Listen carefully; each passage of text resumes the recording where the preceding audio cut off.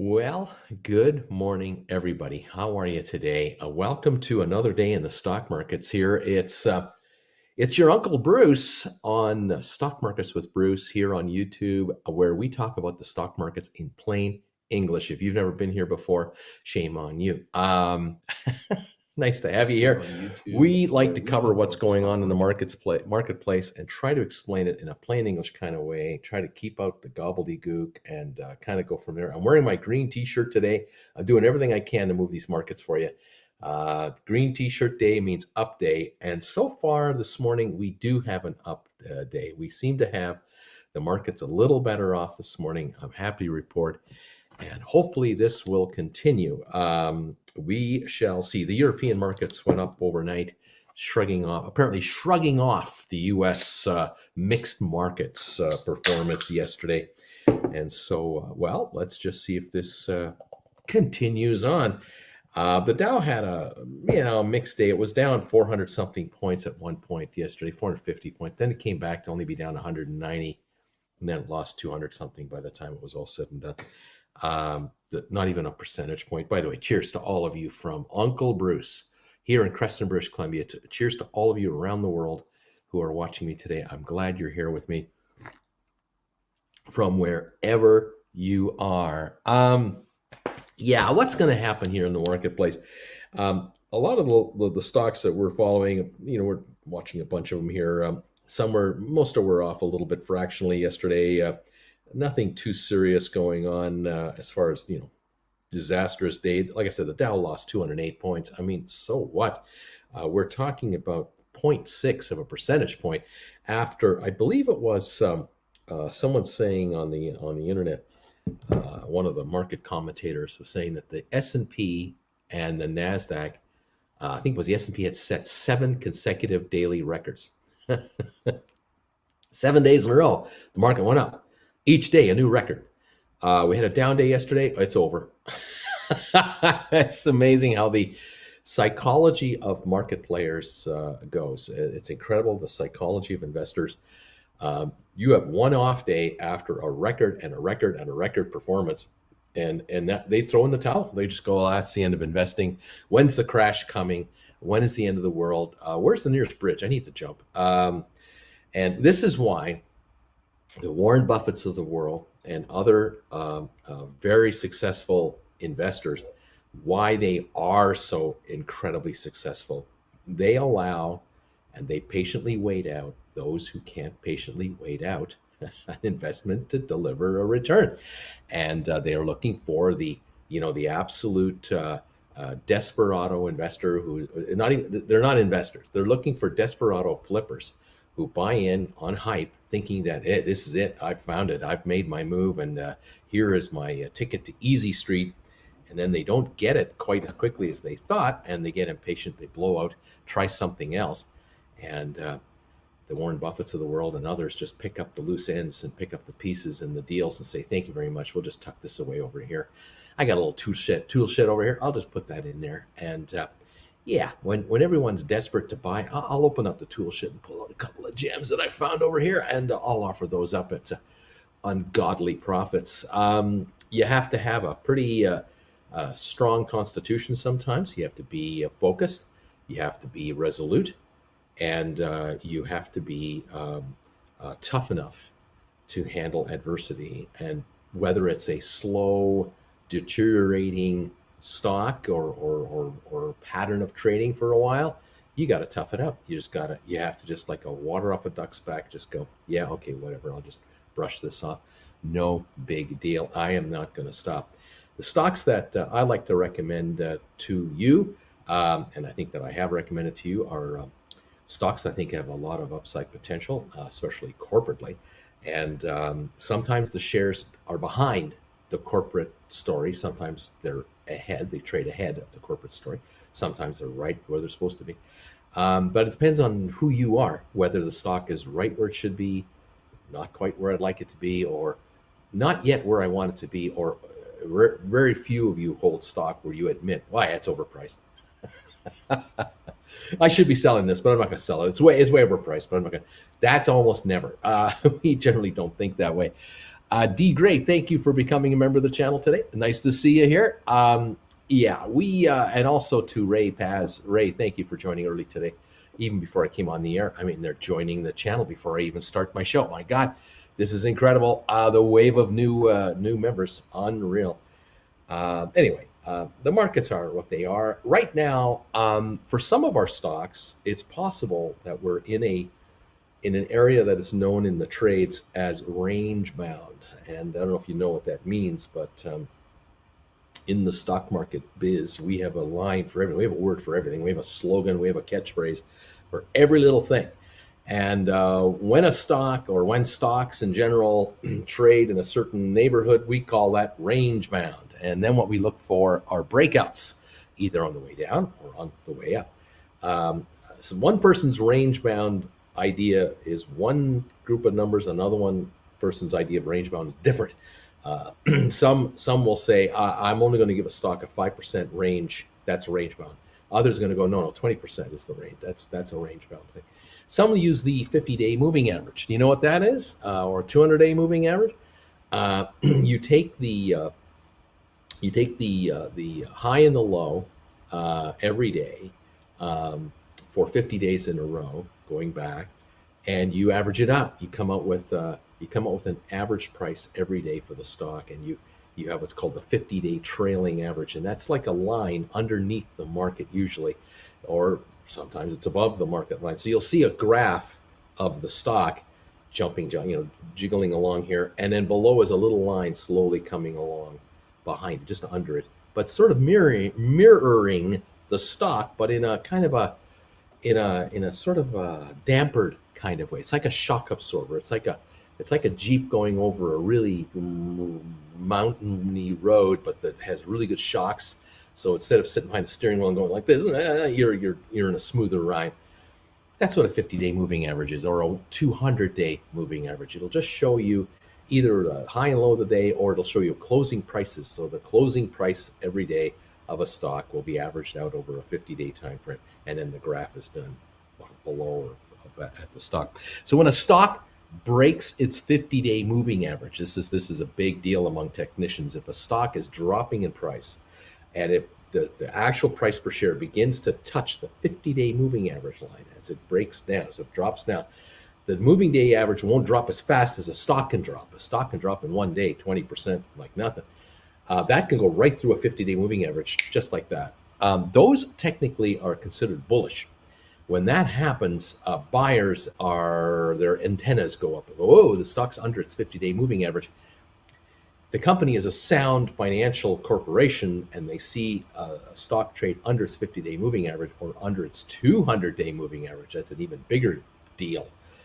Then the buy orders come out. Then the buy recommendations come out. That's when technical analysts go, this stock's a buy. It's technically, we're telling you it's now a buy. On the other side, when a share is rising and then it's backing off and rising and backing up, but every time it does this, it does not breach the 50-day average or the 200-day moving average. It always stays above it because the stock is on what we call a long-term bull run. It's slowly moving up and up and up and up and up. Technical analysts love it when a stock gets near the 50-day average, but then goes back up again, and it never breaches it. It constantly stairs its way higher. So 2 steps up, 1 step down, or 3 steps up, 2 steps down, 3 steps up, 2 steps down, but always moving higher and higher and higher and higher and higher on a steady plane. That is what technicians love to see in a market. But then there are those who are looking for deals because they have followers, they have stockbrokers and investors saying, hey, what can I buy right now that is undervalued, technically undervalued? It might be, maybe there was a change in management. Maybe there was a reinstatement of financials. Maybe the company sold off a division and that's having a short-term effect on earnings until they stabilize. Maybe the company bought another company, took on a bunch of debt. It's going to depress earnings for a couple of quarters, but then as that new company is merged into the existing company and they lay off 20% of the staff because they don't need to have double the number of people, the company becomes more profitable again. And in the end, in the 5th quarter, the 6th quarter, the 7th quarter after this merger, big deal, the payoff is made because the company now says, you see, we bought that competitor a year and a half ago, and now look at the earnings that are being compounded on top of the earnings we were doing before. We now, as two companies, are worth like three. Sometimes shares will break a 50-day moving average or a 200-day moving average on that kind of a structural redo. And technically, the stock becomes too cheap. And it might last a day, a week, a month, 6 months. But eventually, analysts will look at it and go, okay, based on their projections of earnings and sales and revenues and all this stuff, these shares are trading at too low a price on a number of corporate fundamentals. And on top of everything else, kids, the stock is trading at too low a price on the technical side because it breached the certain support levels. And this is where we want to get in. Again, range bound is one thing, breaking certain barriers is another. This is just how the market works, thinks, and reacts. Again, to bring it home to you, the stock market is simply a reflection of human guesstimation and emotion.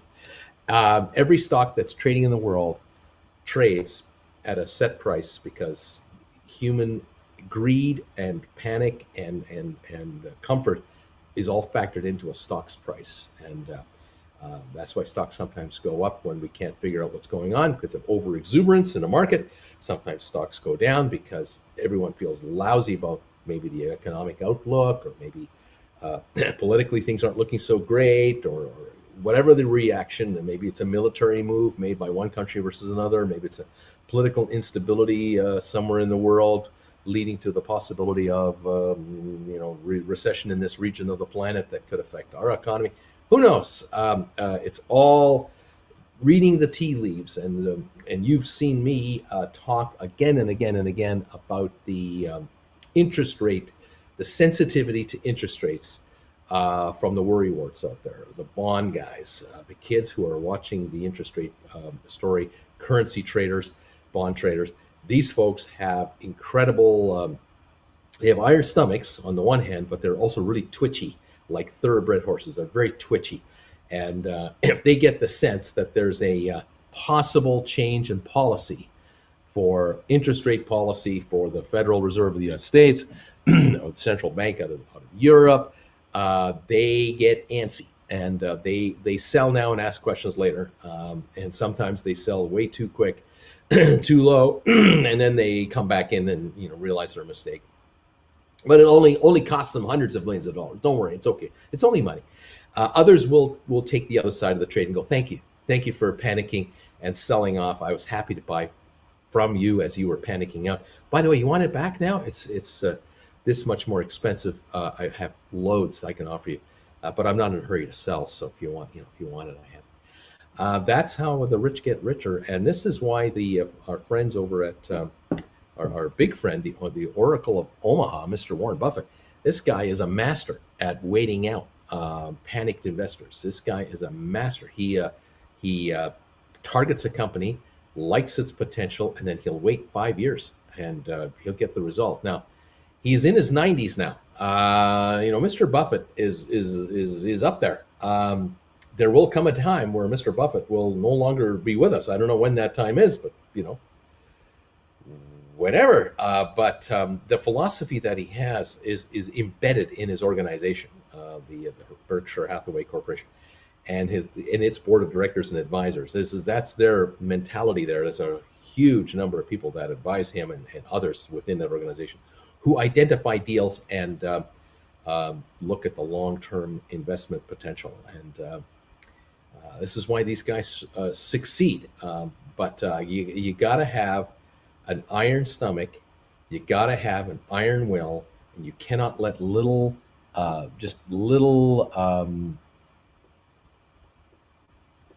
can't have sorry, I'm just looking at my computer, it's doing something funny. You cannot allow markets to upset you and get to you. You've got to just stay focused and keep moving forward. That's the bottom line. Anyway, that's the story, and I'm sticking to it. Today, we're going to find out how the markets are going to do, whether we're going to have any kind of a recovery or not, or whether we're going to continue our little downward drift, or just stay flat. At the moment, in the pre-market right now, looking at GameStop, for example, the shares are showing at 195, down 456. Although yesterday they were as low as 193.71, they closed at 199.56 on a late day rally. We're at 195 here on 39,800 shares. A quiet day at the moment. AMC is under some pressure today. It's a little lower. Let me take a look at AMC. It closed at 49.96. It's at 47.58 right now, down 2.38 a share. There's a bit of profit taking probably there and realigning going on. Again, it's this proverbial battle between those who really really believe that these shares will go much, much higher based on short squeeze scenarios and all the other theories out there, versus those who are saying in the long run the company's upside is limited only because of its corporate limitations. And the battle royale continues on. There's a shareholder meeting coming up this month. We'll see how it goes. We'll see what they say. But yesterday, the president of the company, the CEO, announced that they will not issue any more stock from the Treasury at this time for the balance of this year. They're going to take off of the voting tablet. There was going to be a vote held whether or not to authorize the company to issue more stock or not. And the CEO is saying, we're taking that off the ballot. We're not even going to vote on that. We'll delay that till next year. And so some folks are very happy with this news. Some folks are not.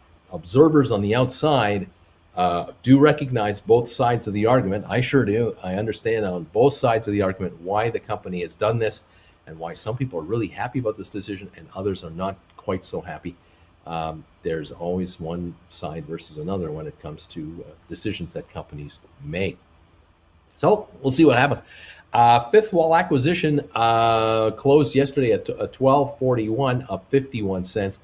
Having a very good day. Nothing going on in the pre-market this morning. Very, very quiet here. Let's take a look at some of our other favorites here as my watch list comes back up here. SOFI, let's take a look at SOFI. 17.58, up 23 cents right now in the pre-market with about 45 minutes to go or so. Volume of 213,000 this morning. It's all right. 17.59, up 23 cents. Yesterday's low 17.22, closed at 17.35. The shares have been as high as $28 prior to this deal with SOFI and IPOE ever being, as soon as it was announced. At the moment, 17.60. The shares are definitely, in my opinion, way too low. And I think there's tremendous upside here with the stock. But for now, we have to tolerate these dips, and we're in one. We've been in one now for several days. 17.59 right now as I speak to you is the last trade. 23andMe closed yesterday at 10.21 a share. The low was 10.17, so 4 cents off the low of the day. That's the low of the day. High of 11.09 yesterday. Right now 10.35, up 14 cents on the pre-market on only 11,000 shares traded. There's a little bit of nibbling coming in to buy up some of the stock. It has been closer to 10.39, but not much going on here. 10.35 last trade. It is a bit better than last night's close. Gore's Holdings is at 15.31, up 22 cents this morning, but only 1,200 traded. That should tell you 1,200 traded, up 22 cents. There is nothing for sale here. Any kind of a buy wave will run this thing. We saw it last week. It had a $2+ gain in one day on an announcement where Matterport and Facebook made some kind of an announcement together, a joint announcement. We know that in 13 days, Gore's Holdings will no longer exist. It will be Matterport in 13 days, July the 20th. So we just got to wait 1 week and 6 days for this to change completely over. So very close, very soon, we will see the difference. We'll see a whole new company emerge, and let's see what it wants to do for us. I'm kind of excited, quite looking forward to Matterport taking over this company, and we'll be going, I think, in a whole other direction. IBM at 138.95, up 17 cents in the pre-market. We've already been to 139.30 this morning. The shares they look to me like they're going to improve a little bit here. There doesn't seem to be any panic selling or anything on IBM this morning, nothing whatsoever. A little nibbling coming in. We'll see how it wants to open once we start trading. Nav Site Holdings 1007. It's up dime this morning on pre-market. Is that accurate? Not 100% sure. I don't know if there's any volume to this, so I'll reserve judgment on that. But we know we're waiting for the big news on Nav Site, their shareholder meeting date. We're waiting for this. Just noticing that the 10-year Treasury, the U.S. Treasury, the interest rate on the 10-year Treasury below 1.30%. And the 30-year note is now under 2%. The Fed is delivering on their objective and what they have been consistently telling the market.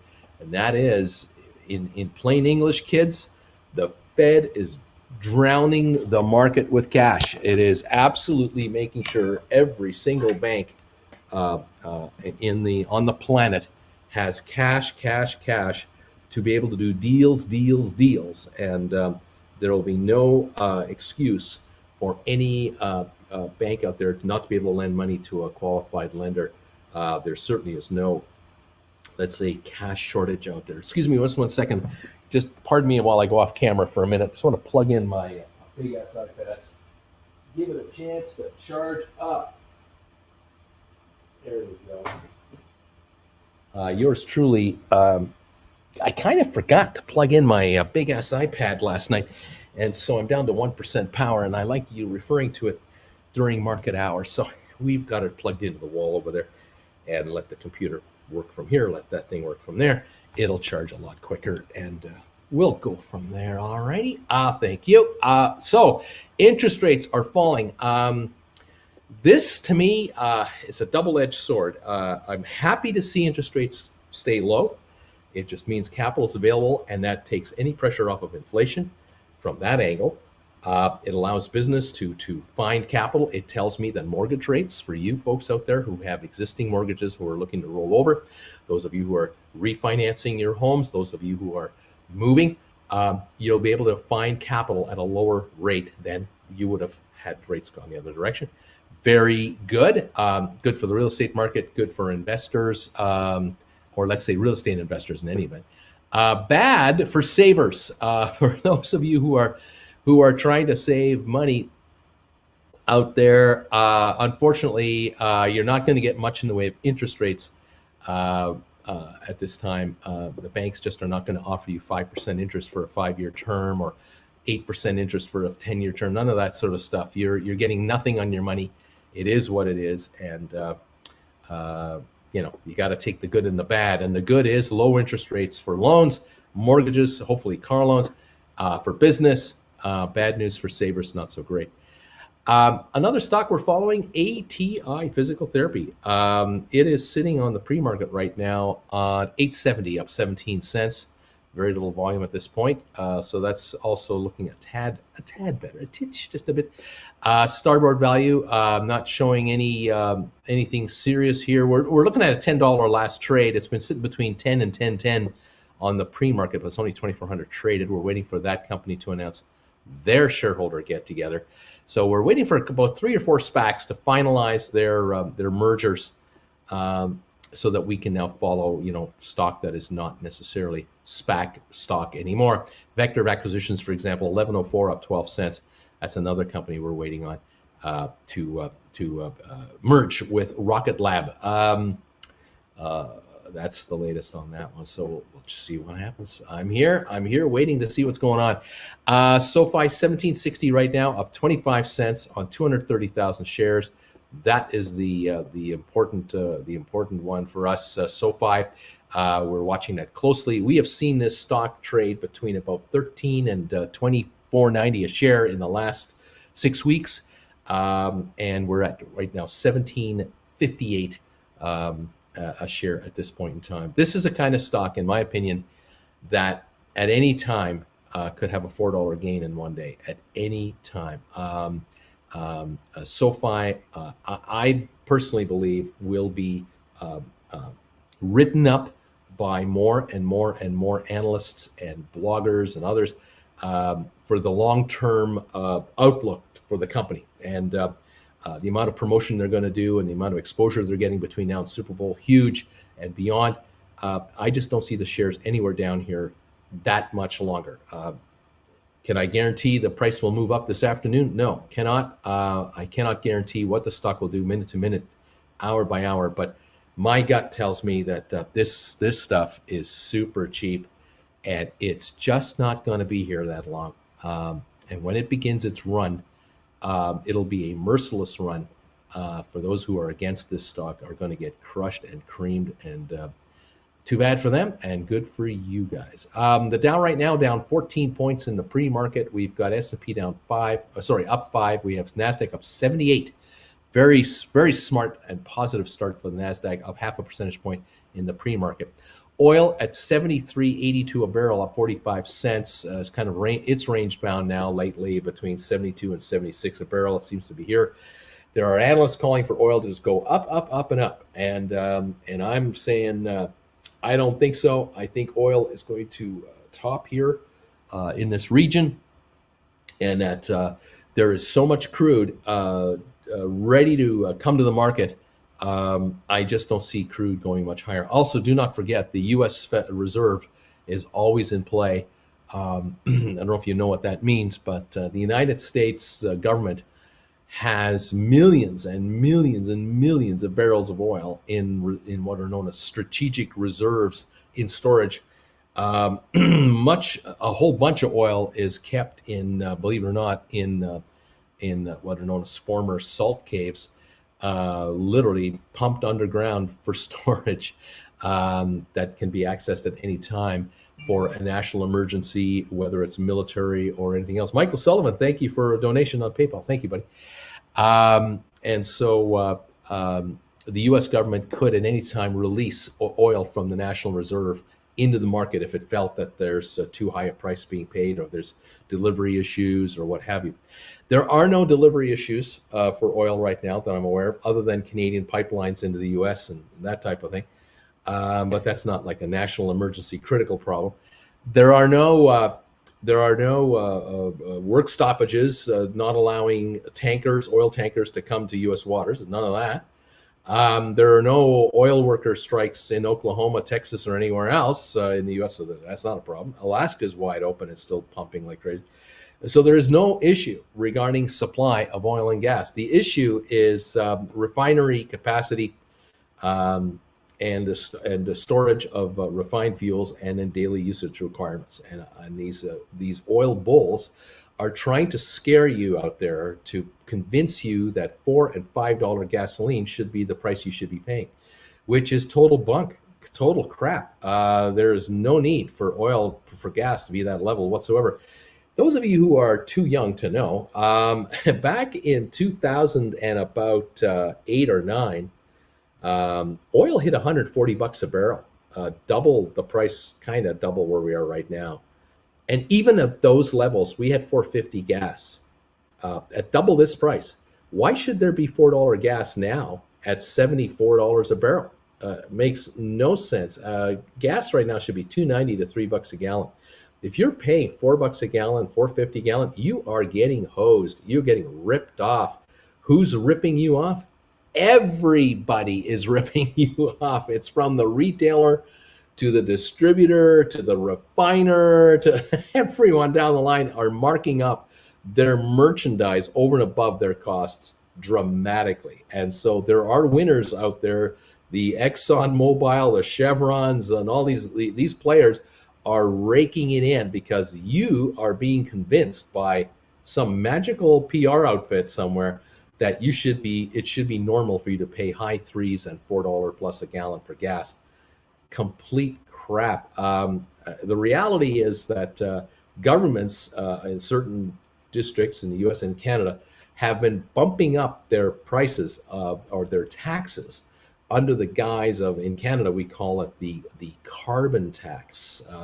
All of a sudden, if I use gasoline, I'm now a problem because I burn fuel into the atmosphere. Like 5 years ago, it wasn't a problem, but now it's a problem. And so now I have to pay a higher price per liter for fuel because I'm burning gas. The fact that 30 years ago, the governments were begging us to get out of the V8 Chevy Novas, mid-sized cars with big V8 engines.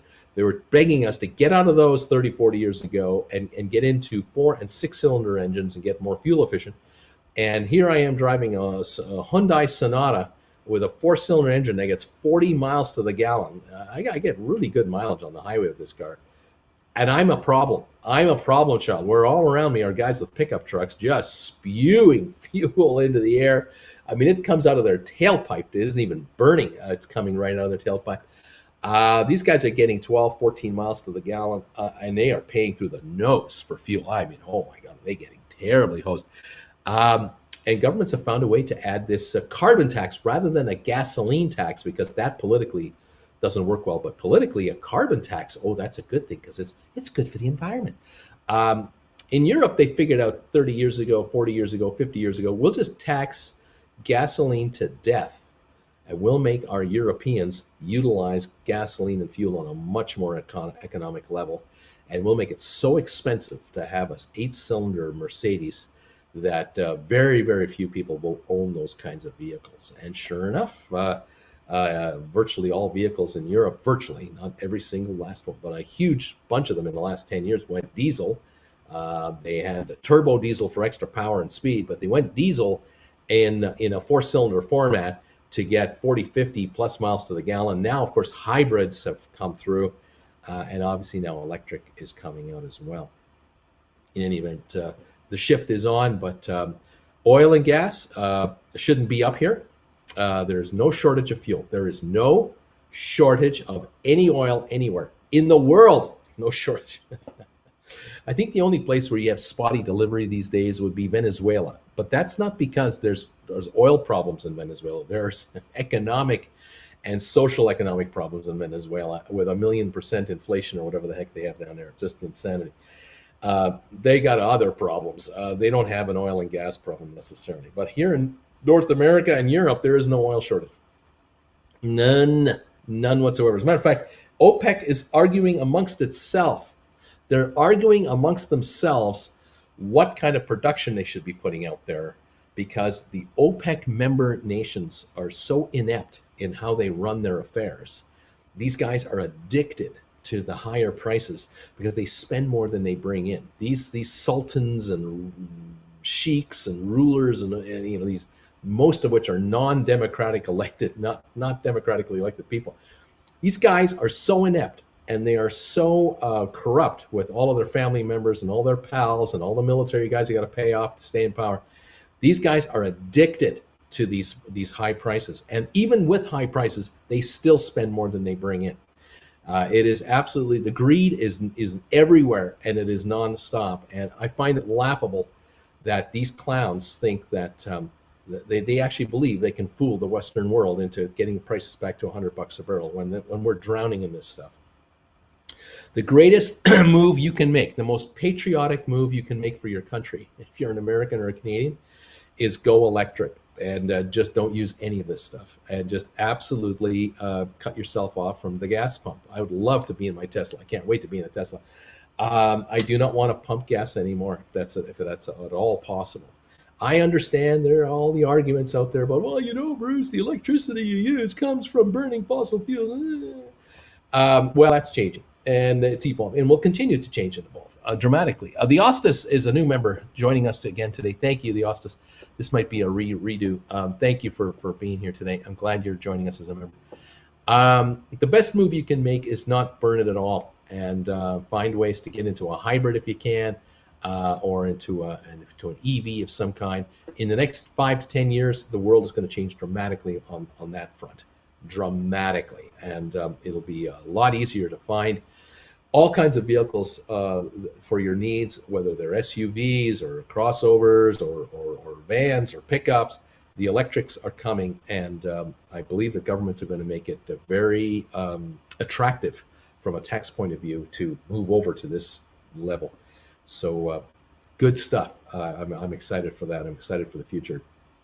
I tell you, I remember as a kid, I would have been about maybe, I would have been about 13, 14 years old.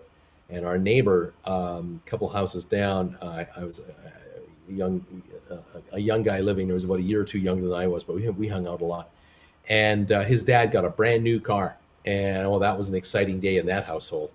And he bought himself a brand new 1968 Pontiac Parisienne with a 350 V8 engine, this massive car, four-door car.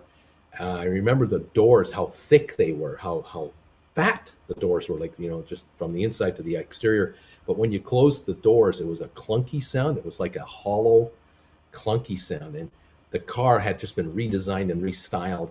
And the nose of the Pontiac had this sort of uh, uh, new look to it, like a pointy look to it. It was a really futuristic looking car. They tried to make it look space age modern, but it was just basically the former model with a different body panel design on it, with a few tweaks in the inside. Mechanically, it was exactly the same car they've been making for 7, 8, 10 years. Just a big fat V8 engine with a 3-speed automatic, vinyl seats, and a few options. Just absolutely yuck. And I remember within a month or two, that car smelled already, like the fumes coming out of the back end. Oh, because they didn't have catalytic converters, they didn't have high end efficiency electronic timed ignition systems. It was all a carburetor. It's all old school 1950s technology in a 1968 car. We were getting ready to land man on the moon, and we were driving these cars off the dealer lots. And this thing got 12 to 14 miles to the gallon in the city, and on the highway 16 to 18. That was it. The only thing that car was good for was a smooth ride on the highway, because it had these coil springs as a cushy kind of ride. But handling, braking, garbage, crap, just garbage. But you know what? My neighbor's father could afford this car. He got himself a brand new car for probably $4,000, $3,800. Got himself a brand new car, and in those days, you could get a new car every third year, and you couldn't get a car loan for more than 3 years in those days, because the banker knew that in the 3 years, this car is worth maybe 20% of what you paid for it, and we will not lend you money on a car that is only worth 20 cents on the dollar. There's no way, because we have to repossess your loan, or repossess your car because of your loan. You're not paying the payments. We can't get the money. If you owe us half the value of the car, it's only worth 20%. We, the bank, are the losers. So you have to walk into the bank with at least a third down, a quarter down. You have to have 25% cash down on a $4,000 purchase. Bring in $1,000. We'll lend you $3,000, but you got to pay us off in 3 years. Yeah, and that last 12 months, the banks were crossing their fingers that last $1,000 you're paying off. You keep making those payments. Of course, your game plan would have been, well, in the last year, I want to have saved another $1,000, $1,200 on, pay off that loan with $1,200 left over. The car's worth $500, $600. I can trade the car in, throw $600, $800, $1,200 towards the car, and get a loan now for $4,500 for a new 3-year loan for a brand new car.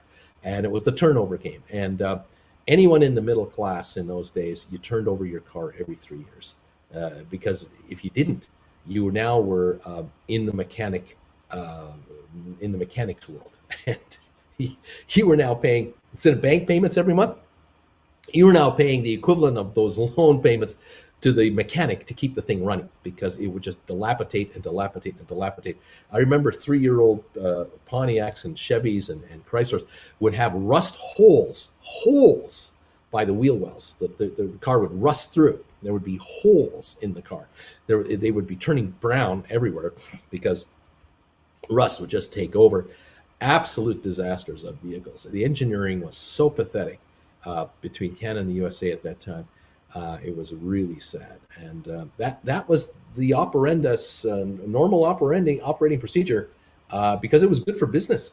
To turn over vehicles into new vehicles all the time was great business in Detroit, great business at car dealers, a real perk for executives, and it made the middle class people feel richer and better about themselves, because every 3 years or so you got a thrill. You got to drive a new smelling car for a month or two until it started aging very quickly.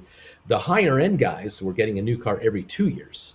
And the executives, the guys at the top end of the larger companies, if you were an executive of a nice, well-to-do business in your town, you guys got company cars every year. Every year you got new cars. I remember my father-in-law telling me in the 60s that the top managers where he worked, every year they got a brand new car. Now it might be a Galaxy 500 or a Chevrolet Capri or whatever the brand name was, but every 12 months you got a new company car. So you never had a scenario where you had to buy tires or brake jobs on it. Didn't have to buy a new battery. Didn't have to worry about rust. The company bought the car. You got to drive it. It was part of your employment package. And at the end of the year, you just handed your key back to the old car, took your stuff out of it, and they gave you, and you got the new one. And every year you got a new car. And that's how these guys never quit their jobs, because why would you quit a job when every year you're getting a new car and all the expenses are paid for by the corporation? Those are the good old days, kids, in a way. But oh my gosh, were those things ever pieces of crap through all the 60s and 70s? You'll see an old car from time to time, or you'll see a car show, or you'll see an auction or whatever. You'll see a 63 whatever or 64 whatever. You got to understand, kids, when those were originally built, they were garbage. They were crap. There were rattles and squeaks already out of the factory. The quality control was nothing to get excited about. And you really had to be a bit of a handy person to own one of these things, because you were constantly fiddling with your vehicle almost all the time. And between winter and summer, you had to change the oil completely, because you had a different kind of oil in the winter versus the summer. You had, of course, the tires to change out, depending on where you lived. Obviously, the further north you were, you had all kinds of issues with your vehicle season to season. Oh my gosh, did you ever? You didn't have air conditioning. You may not have even had an automatic transmission. Boy, it was a different world, a whole different world. Anyway, in any event, those days were those days, and here we are. Carla Kaiser and Gerald Hill, I've seen those donations of yours. Looking forward to seeing it in the classes coming up. Those of you who are not aware or missed me yesterday, I was off on Monday, July 5th, day off, and yesterday came on the air. Announced yesterday that this weekend I'm doing classes. We start the classes Saturday and Sunday this weekend. We're doing one class Saturday, another class on Sunday. The class on Saturday is going to be an introduction to on how to buy and sell call and put options. On number 2 lesson on Sunday, that lesson is going to be known as an introduction on how to write call and put contracts. These are for the newbies out there. If you're a highly sophisticated option trader, you might find this is not for you. But if you're a beginner and you're a follower of this channel, you know how we have evolved this channel since January, following just the GameStop story and then just the Wall Street bets plays and the meme stocks, how we are branching out into other shares, including SPACs, and now we're talking about options. We're buying options, we're writing options, we're bringing income in to make money. A lot of you are looking to become managers of your own affairs, and hopefully some of you are going to be able to become full-time managers of your own assets as you reorganize your affairs. Listen to me, we talked going through this.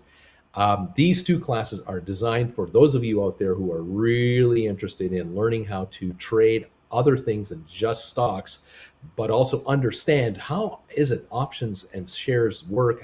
What is this togetherness? Which way should I go? If I were to buy options, what should I be looking for? How do I do it? I mean, we've got stuff to cover. Anyway, Saturday and Sunday, the first 2 classes live are going to be held right here with yours truly. And we put the word out yesterday on Sunday, or when was that? On Sunday night. And then again, I put the word out this morning now to all of you out there. Classes are in session this weekend. And if you would like to be a student live, you can respond to the invite that we've sent out, and we'll see if we got room for you. If we don't have room for you, do not despair, because the live classes will be held at noon on Saturday and noon on Sunday, Eastern time in both cases. They will last about 2 to 2.5 hours per class, ballpark, depending on how many questions are coming in, how long it takes me to answer the question. No rush there. And then the classes will be, they're being recorded and they will be edited. And we will I will be releasing an edited version of each class one on Saturday, one on Sunday evening, on my new website, which will go live, I think, Thursday. I think we go live on Thursday. That will be tomorrow, because today's Wednesday. Oh my gosh, today's Wednesday. I keep forgetting. I think we go live tomorrow. And we will have on that website the edited versions of these live shows on Saturday and Sunday, and then from then on forward, forevermore. And every weekend, as we do 2 more classes, we will add 2 more edited classes onto the website, so that eventually, over 4, 6, 8, 10 weeks, there will be 15, 18, 20 classes for you to choose from. You can pick off any one of those classes. If you missed the live show, you can just purchase the edited version, which will be shorter because we'll take a lot of the dead air out. And you'll be able to stay on top of our classes that way. Watch them 24/7 as many times as you want. Once you bought the class, you own the class. You do not have to buy all of my classes from me in a package deal that's $2,000 or $2,500 or $1,800 or $1,000. I have seen prices of other influencers out there who try to sell courses on whatever they're selling courses on that range from, one level to the sky. We've gone the opposite.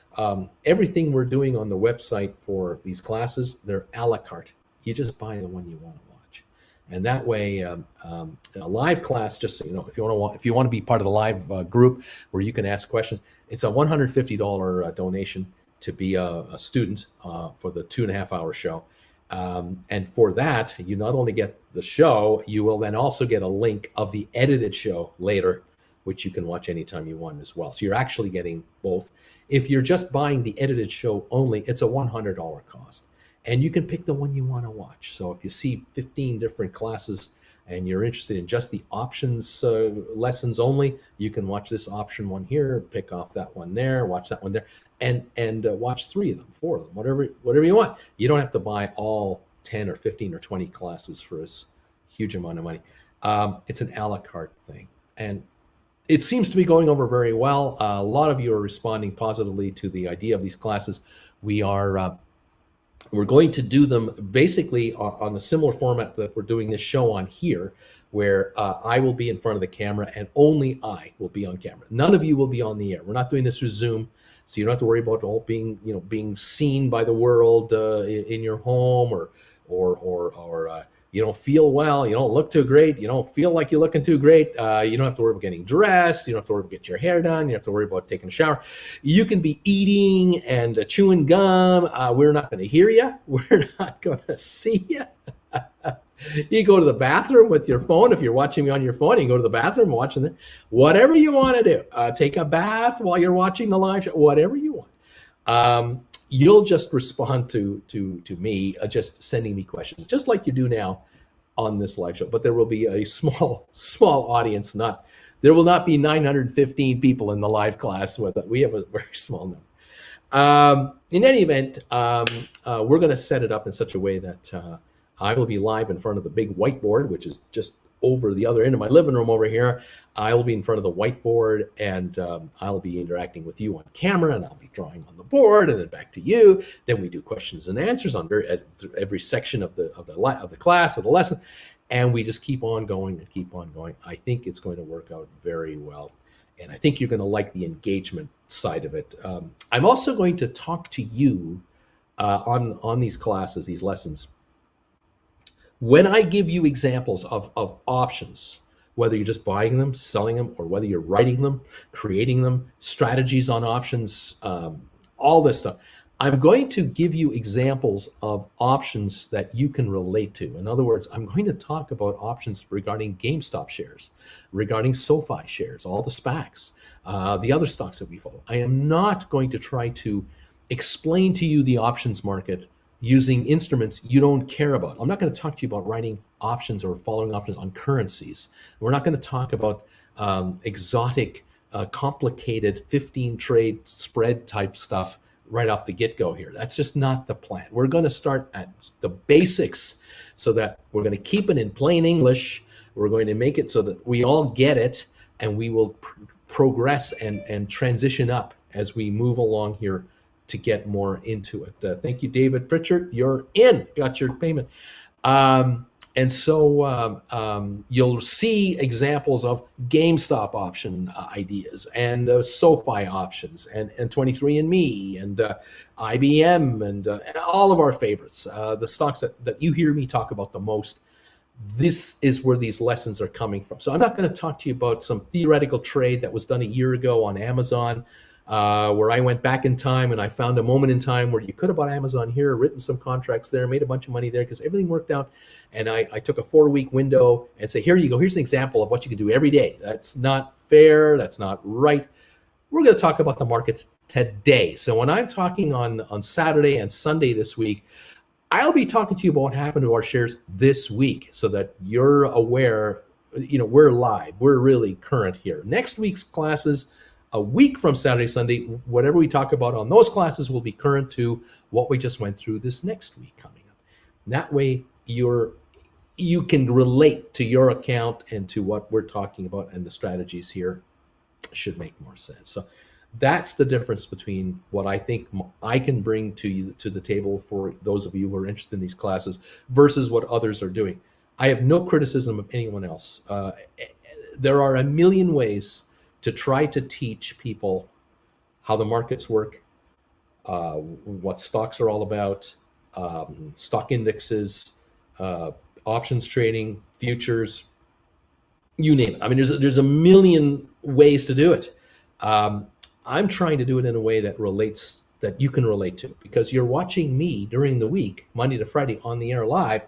So the class might as well be about what we're talking about all the time. Otherwise, it just makes I feel terrible trying to talk to you about something you guys have no idea what I'm talking about now. Now I got to educate you on what I'm trying to tell you about what I'm trying to talk to you about. Useless. I'm not going to go there. So hopefully, cross our fingers, you'll find it very entertaining. You'll find it very informative. You can relate to it very quickly. You'll pick it up. The English only way to describe it will work for you. And you'll realize $150. Are you kidding me? I got $5,000 worth of ideas from this guy in an hour and a half. This is fabulous. Those of you watching the reruns, I'm hoping that you'll realize as well, for $100, you're going to go, you know what? He went right to the heart of the matter rather than just pussyfooting around for 15, 30, 40, 50 minutes. He went right into what I want to know about. And yeah, this is worth it. You're saving me a lot of time and effort to try to figure out what the heck is going on. I get it now, and I'm more confident now. My number one objective for those of you out there is to try to help you by not letting you make mistakes. I get that message loud and clear from all of you. You do not want to make mistakes. You're panicking about, if I do this, am I doing something wrong? And I have to help you with that, and I totally will, as best I can, steer you in the right direction. And if we can keep you from making mistakes, we take probably a third of everything against you off the table that can stop you from making money. Now we're going to go to the other side. Okay, here are the right things to do, and here's the right way to do these things. Let's maximize your potential. So thank you, everybody, for signing up for these classes already. Members got alerts first on Sunday. As I promised, the members always get first dibs at the live shots, the live slots that we have. But all of you are welcome to join in. If we have room left over for the classes, we'll be doing an audit later today. Jennifer and I will be going through all of the people who've responded to us, who've already paid us for these classes. We'll figure out our slots, how many are left, and we'll keep going through whatever openings we have. I did do a release this morning on the channel. I did a channel release this morning about classes. So all of you watching this show, if you're a member of this channel, you're not a member of this channel, you're just a subscriber, or you're not even a subscriber, but you happen to watch this old man talk about the market from time to time, you may be able to see that. If you go to the community tab of my channel, you'll see the alert, the announcement of the classes. And if you're interested in being put on the list for an invitation to come to the live class, you just have to respond to that message. There's a link there, or there's instructions there of what to do. You're just sending me an email saying, I want in. Then we'll let you know if we can. We'll take a look and see if we can invite you in, how many slots are left, and go from there. We are inviting people in, and we always know what generally happens is that for every so many people you make an invitation to, people change their minds, or they realize, oh, I can't do it. I thought I could be there. I forgot. I got to do this.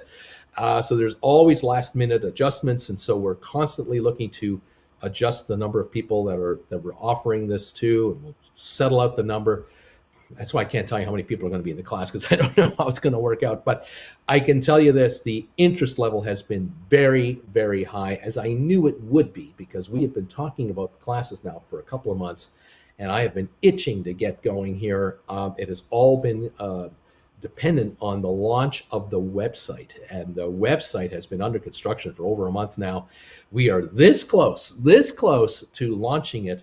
And once it's launched, I guarantee you will hear about it from me on the air here, and the link will be down below on every video. So you can always visit the website going forward to keep an eye on what we're up to from that angle as well. Thank you, all of you, for being here. We're 5 minutes away from opening for the day here. We're going to see how our shares perform this morning. We're curious to know how are these shares going to perform and behave. Looking at a number of stocks here right now. I'm looking at SOFI at 17.58, up 23 cents in the pre-market. I've got GameStop sitting at 196.15 now in the pre-market, down 3.41 from last night's close. I have 23andMe showing 10.31, up a dime right now from yesterday's close. I'm showing Gore's Holdings with no volume yet, so we're still at last night's last level of 15.09. I'm watching 23andMe on only 368 volume, to 10.31, up a dime. Too early to tell. ATI Physical Therapy, no volume so far on the pre-market, 870 last trade approximately. Starboard Value, SVAC, a 2400 volume on the pre-market, showing last trade at 10 even, down 8 cents. We'll see if that holds or even is accurate when we start trading. Vector Acquisition, VACQ, 1115, up 22 cents on a volume of 1,750 shares. IBM right now, 139.01. It is up 23 cents this morning in the pre-market. At this point, 6,600 shares traded. So that's what we have going there. The New York Exchange is showing a drop of 46 points with 3 minutes to go in the pre-market. S&P is up 5. NASDAQ is up 90 at this moment in time. Pardon me one more second. I'm going to grab that big-ass iPad that I've had charging up now over here. See how far it's come along, and we'll keep her going. I got some juice. All right. Oh, this is good news. The old iPad is slowly coming back with some energy here, and we'll pop it up here. We'll plug it in to try to get some more energy off the computer now as we work the high-tech wires everywhere. Oh my gosh. I thought everything would be wireless eventually, but nope, not yet. There we go. We're alive on the iPad. Let's see the markets here as we get ready to open up here this morning. There we go. Yeah, the Dow's down, showing down 45 points right now. We've got S&P up 5.3, NASDAQ up 91, oil up 36 cents. It looks like the Dow was about 70 points higher about 10 minutes ago, but it has dropped off to now be negative 42. So it was plus about 10 or 20 points, now negative a little bit. And we're waiting for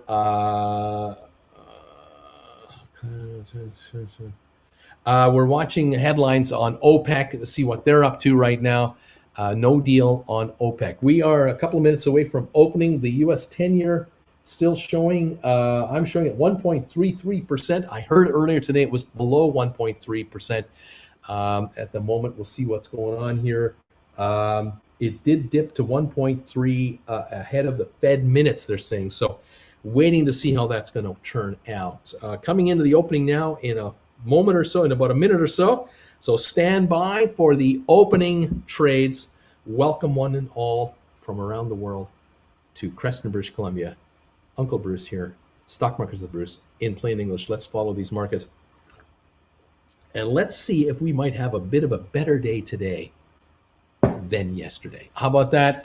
Couldn't get much worse. I mean, really, yeah, it was kooky. It was, it was what it was. Anyway, we'll see what's going on. Let's see what we've got going on here for the opening trades. Okay, guys, let's take a look here. We are ringing the bell right there. The bell is ringing on New York. Ding, ding, ding, ding, ding. Welcome, one and all, to today's show. And let's see what we've got going on here. Yes, Bola, I like markets are open. Let's go. There you go. Exactly.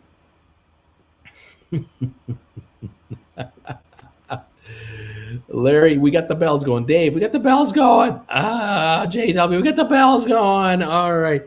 SOFI, 1755 on the opening trade. 637,000. We're up 20 cents to 1755 right now. Over on GameStop, initial transaction, 100,000 shares traded. 196.65 is the current trade. Down 301 on a volume of 100,000 shares. ATIP, not yet trading. AMC, first trade, 47.87, down 209 on 3.8 million shares for AMC. Gores, 1504, down a nickel on 11,200. 23andMe looks like it's up 8 cents to 10.29 on 37,900 shares starting volume. Fifth, the Wall acquisition, down a penny at this point. VACQ is 11.16 on 46,000, up 24 cents. So that's got another start to it. Good start to it. Navsite Holdings up 3 cents to $10 a share on 4,500. And Starboard Value is down a penny at 10.08 on 2,900 shares. This is our opening first moment salvos here. The Dow is down 23.3, S&P up 7.7, NASDAQ up 72. The GameStop now 195.40, down $4.16 on 127,000 shares. Very quiet. Very, very quiet morning. SOFI 1746. We've been between 1739 and 1757 so far. 863,000. We are 1746, up 11 cents right now. And let's see what we're gonna do. All right. Gregory Allen. Yeah, people who are a certain age say a la carte. People who are under a certain age say pay as you go. That's true. Pay as you go. There you have it. Thank you, Cloak, for this call out. Shout out to everybody. Give Bruce some thumbs ups. That would be terrific. We have 399 thumbs up so far this morning. I appreciate that. Keep those thumbs ups coming in. Give us some momentum right off the bat today. SOFI now up 15 cents to 17.50. GameStop 197.24. It's popped up here. It's down 232, but it's just jumped a couple of dollars. The low trade on GameStop now 194.98. Now at 197.24. ATIP, it looks like we have an opening trade of 848, just down the nickel on 15,000. AMC now 48.70, a little better than the opening of 47.62. So we're up $1 from the low. We're still down $1.26 though. 5.5 million traded on AMC, looking a little better. Gores now 15.02, down 7 cents. A low of $15, high of 15.08 on 12,000. 23andMe is up 6 cents now to 10.27. On 44,000 shares. That's what we have at the moment. Vector acquisition up 20 cents to 11.12. Navsite at 10.01, up 4 cents now. The Dow up 29. The Dow has gone positive, 29 points. S&P up 10. NASDAQ up 64. That's what we've got. And we're talking about the NASDAQ is on pace for a 4th consecutive straight positive day, according to CNBC's coverage. Money is coming into the market. That's the bottom line, guys. Money is into the market. Money is coming into the economy. The FANG stocks are on fire. They are making money hand over fist. They're going to be making releases for their second quarter in the not too distant future, and they are going to be spectacular quarters. Absolutely spectacular returns expected on the FANG stocks. This will even put more fuel onto the fire of this market because these PE numbers are dropping, because earnings are surging and the earnings per share are rising dramatically, causing PE multiples to fall, putting FANG stocks back into a bargain range rather than an overpriced range. That's one way to justify your stock price. Earn more money per share to justify where the stock is trading at, and the street will continue to buy into the deal. 1751 on SoFi now, up 16 cents a share. 1751, the high of 1757. Volume 1.18 million so far on SoFi.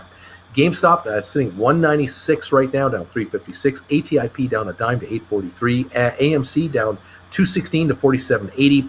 Gores Holdings is now positive 15.16, up 7 cents. Was as low as $15 to start the day. 15,000 shares. There's nothing for sale on Gores. 23andMe is up 8 cents to 10.29. Fifth Wall unchanged or down a penny. Vector up 18. Navsite up 4. Starboard unchanged. Vanek Vectors up 67 cents. Home Depot up $1. IBM up 99 cents to 139.77. Do not be surprised if IBM in the next couple of days reaches the 142.43 level, as I had thought it would upon its its correction here. Those of you who've been picking off options on IBM, keep an eye on those. I think you might be in a profit position a couple of dollars from now, and from there you decide how much profit you want to take. IBM 139.77, up 99 cents. The Dow up 70 points. Microsoft up 80 cents. Apple up 91 cents. What do we got now? We got Tesla down 383. Bed Bath & Beyond down 48 cents to 29.80, under 30 again. BlackBerry 11.88, down 19 cents. Over on the cruise ship side, Royal Caribbean only up 3 cents today. There is no snapback rally here of any significance. Only up 3 cents to $83. Norwegian's up 12 cents. Carnival only up 12 cents. Amazon up another $25 today. Had a very good day yesterday. Facebook up $2.42 today. Approaching all-time highs yet again, within $3 of all-time highs for Facebook, and it will continue to go higher. The second quarter financials should be phenomenal for Facebook, justifying this price, if not even higher. They are really rolling. Google up $6, up now $4.50, to $2,600 a share. That's what I'm looking at right now. Goldman Sachs down 61 cents. JP Morgan down 15 cents. The banks are not getting whacked today like they have been lately. Boeing up $1.55. Coinbase up $4. They got a buy recommendation from Oppenheimer. Oppenheimer increased the target price of Coinbase from something like $420 to $430 a share, something like that. It was insanity. I'm looking at those numbers going, what are you drinking and what are you smoking? Because you are out of touch with reality. The stock's $239. And he upped his target by $10 to $430 a share. Ridiculous. The company doesn't make any money. It's insanity. Intel up 16 cents to 56.25. Micron down 15 cents to 80.93. Welcome one and all to the channel, the show, the opening markets. SoFi 17.44 up 9. GameStop 193.56 down 5.99. Approaching, if not at its low of the day right now, or in the neighborhood. ATIP 8.48 down a nickel. AMC down $4 to 45.92. Gores up 7 cents to 15.16. 23andMe now down 7 cents to 10.14. Fifth Wall down a penny. Vector up 11. Navsite up 4. Starboard unchanged. This is where we're at. A mixed opening on our stocks. 86-point gain on the Dow. S&P up 12.8. NASDAQ up 59.5. So we have a good day on the big markets. NASDAQ hits all-time high as markets go higher, the big markets. The question is, when will this come into the stocks we're following? IBM now up $1.05 to 139.83. It looks like it's going to take a shot at $140. The high of the day, 139.91, and that's within 7 cents right now of its high trade of the day. Volume on IBM, 253,000. And I expect it to go through 140 into the 142.3 range in the not too distant future. Okay, this is where we're at. We're here, we're watching, we're ready. Want to see some upward movement. We want to get richer. We have simple requests, really. We don't have a lot of very complicated requests in this channel. Trying to follow what's happening in plain English and make money at the same time. The Dow now up 94 points, S&P up 12, NASDAQ up 54, GameStop 191.43 at the low of the day right now, 192.43. It's really jumping here. 192.43, low of 190.97, down $7 on GameStop. We heard the news yesterday about a new fulfillment center that has been leased in Reno. well, they said it was 500,000 square feet. It'll be operational in next year in 2022. So obviously they're building out, putting the equipment in there to build it out as a full-blown fulfillment center. That will complement the fulfillment center being completed in York, Pennsylvania. That's 700,000 square feet. That was announced about 2 months ago. And that, of course, complements the home-based warehouse, which is in Grapevine, Texas, near Dallas. That gives them 3 specific locations from which to make shipments regionally for the West, the Northeast, and the South. Between the 3 warehouses, they'll divvy up the country into 3 pieces. That will make it much more efficient for the company to deliver product to high population centers. Reno's perfect because you head west, you've got Frisco. You can head south to Vegas, and then to Phoenix, and southwest you get to San Diego, that LA region. Go northwest, you're going to Seattle. Just slightly west, you're in Denver. So you've got the Midwest covered, you've got the northwest and the southwest all covered with that Reno location. Texas Grapevine will handle the middle part of the U.S. and the southern area. So that's Florida, Georgia, the Alabama range, South Carolina. And then you've got York, Pennsylvania. That'll handle the Northeast, the Eastern Seaboard, the Great Lakes regions, including Chicago. So you've really covered the country with these 3 specific strategically located warehouses, if I can say that right. Good move. SoFi just jumped here a little bit, 17.50, up 15 cents now. The high of the morning, 17.57, 1.74 million volume at the moment. SoFi up 15 cents to 17.50. GameStop 192 now. Looks like it has reached the 190 as the low. 192 last trade, 191.74 at this moment. Volume on GameStop is 370,000 shares. Not a lot going on. ATIP 845 down 8 cents. AMC down $4 to 45.78. Volume on AMC now is 13.7 million shares.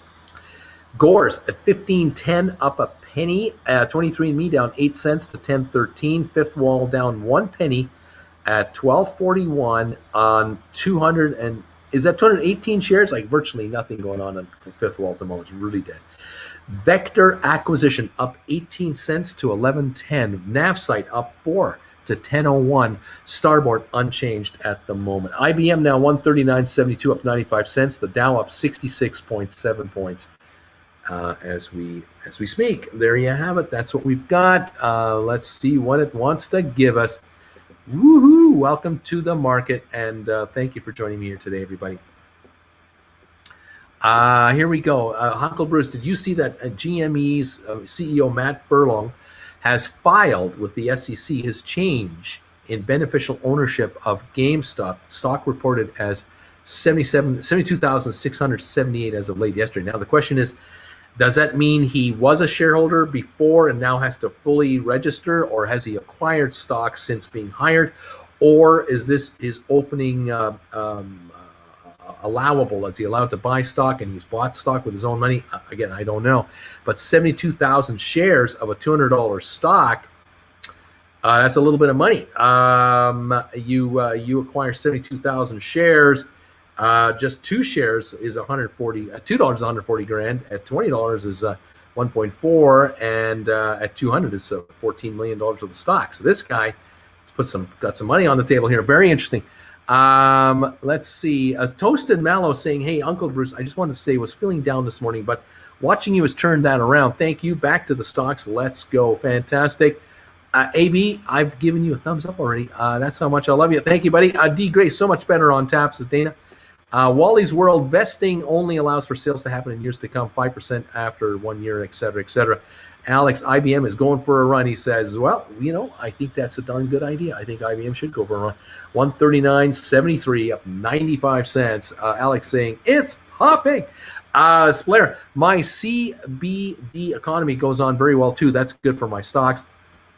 The Astus, down 540 on ATIP and 330 on SoFi. Tough couple of weeks. At weekend, there will be new products. And now let's go SoFi. I want it back to 20. 17.45 right now on SoFi. AB, Bruce, what's your opinion On long in the money calls on Google or Amazon in a year, they can go up hundreds a share. You can afford it. That is, well, if you can, yes. Your opinion on in the money calls on these, yeah, those are a fortune, obviously, because obviously these are trading at very high prices, and so you're gonna have to pay serious money to buy it. But it's still cheaper to buy calls than the stock itself. And so there's this, what do you do and how do you do it? How far out should you go? The further out you go, the more it'll run you. And I generally don't follow, I really do not follow the options markets for these stocks because of their very high price. I would far prefer that they were to announce a split. I can tell you, if these guys were to announce a 5 or a 10-for-1 stock split, I would be yelling at you guys to buy a call option on either one of these stocks or both of them, even if they're out of the money 6 months out, because if they did a 5-for-1 split, you'd go from 1 contract to 5 contracts. If you had they did a 10-for-1 split, you'd have 1 now and you'd end up with 10 contracts. And I think that these shares could run up 50% in value just on the split excitement alone, which could make you a nice buck on your contracts. But there is no talk of this happening. There is no indication of any kind of split on these shares. For years, investors have been wondering why they don't do it. They just haven't done it. I don't know if they ever will. Anyway, there you go. What can I say? Vaping with Vic says, I hate to say this, but I'm kind of glad. I sold a quarter of my GameStop holdings 2 weeks ago for a push to happen. The institutional investors need to buy in, and there's zero chance of that happening. Well, vaping, you have to understand that you may not be aware of this, but there was institutional involvement in GameStop on the last offering of 5 million shares. At $225 a share, a bunch of those were bought by institutional investors holding for the long, long term. I will grant you that if you sold your shares a little while ago, you're happier now because the shares are down in value. But you can do what you want because it's a free country, and you do what you want to do. Here at 189.38 right now, 189.38. This is a bargain, but what kind of a bargain? It all depends on where the shares go in the next week or 2 or 3. For those of you out there who have been following my advice and have been writing call options against your GameStop shares, you've got to be looking at this price going, hey, it's down to 189.05, down $10 today. I wrote 240s, 250s, 260s, 270s, 280s, 290s, 300s, 310s, 320s, 340s.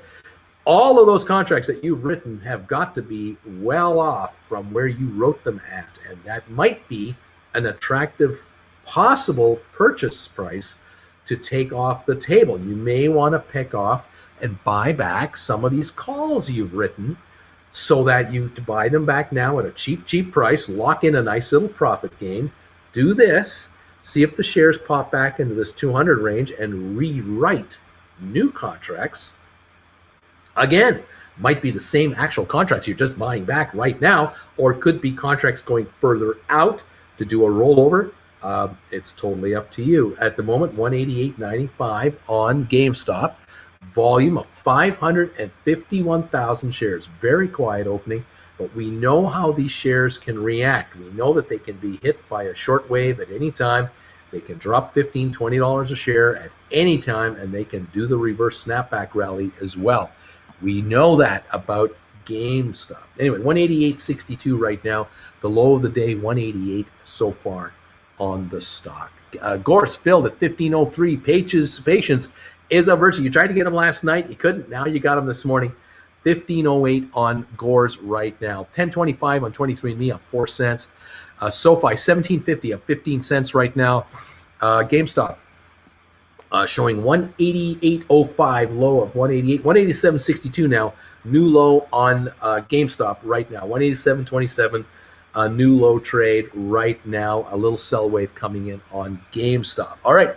Again, those of you writing options on GameStop, if you wrote calls, you might want to be looking at buying some back here as this stock is sitting at 187.50-ish. You might not. It's up to you. You can let them expire worthless if the stocks stay here. If you've written calls that expire this Friday or next Friday.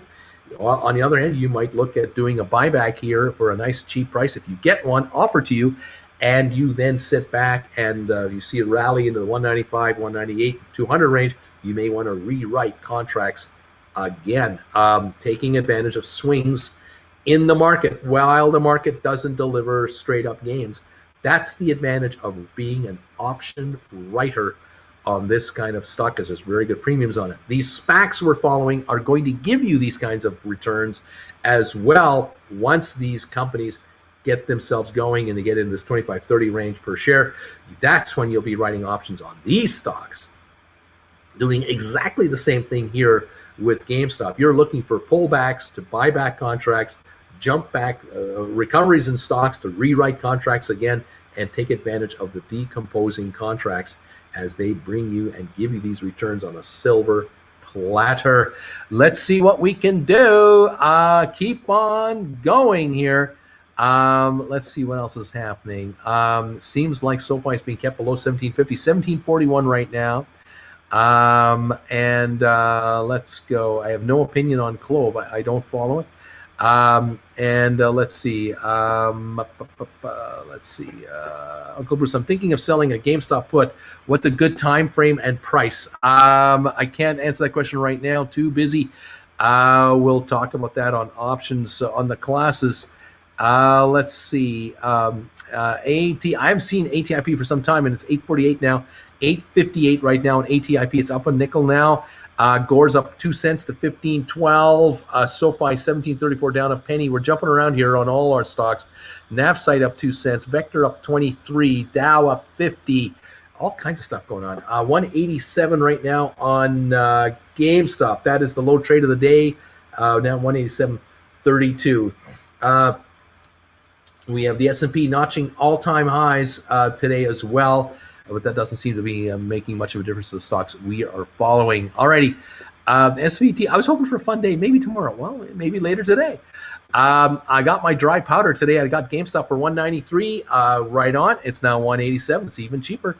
Let's see what happens here. I got another one for a limit 189. Right on. Right on. This is how you do it. You let the stock come to you, and if you scoop it, you scoop it. Here we go. Let's see what's going on. Yep, we've got almost 50% thumbs ups from the viewers. Keep it going. We're at 517 thumbs ups. That's awful kind of you guys. I'm so thankful for that. AMC getting crushed. Well, it's down 385. It's actually better. It's actually bopped up a little bit.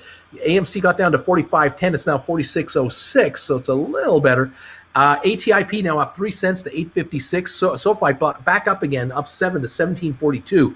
GameStop 186.49. Low trade 186.01. Let's see. Bam! I got it. Says anti-PC. GameStop under 190.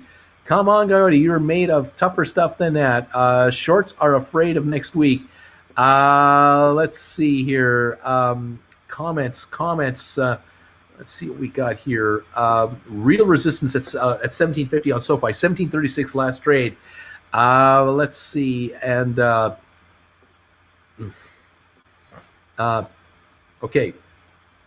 Nell Stradamus. Uncle Bruce, I've been watching for months. I got a burning question. When hedgies short a company to bankruptcy, you've said they don't have to buy the stock back. How is that trade loop closed to get their money? Well, they got their money.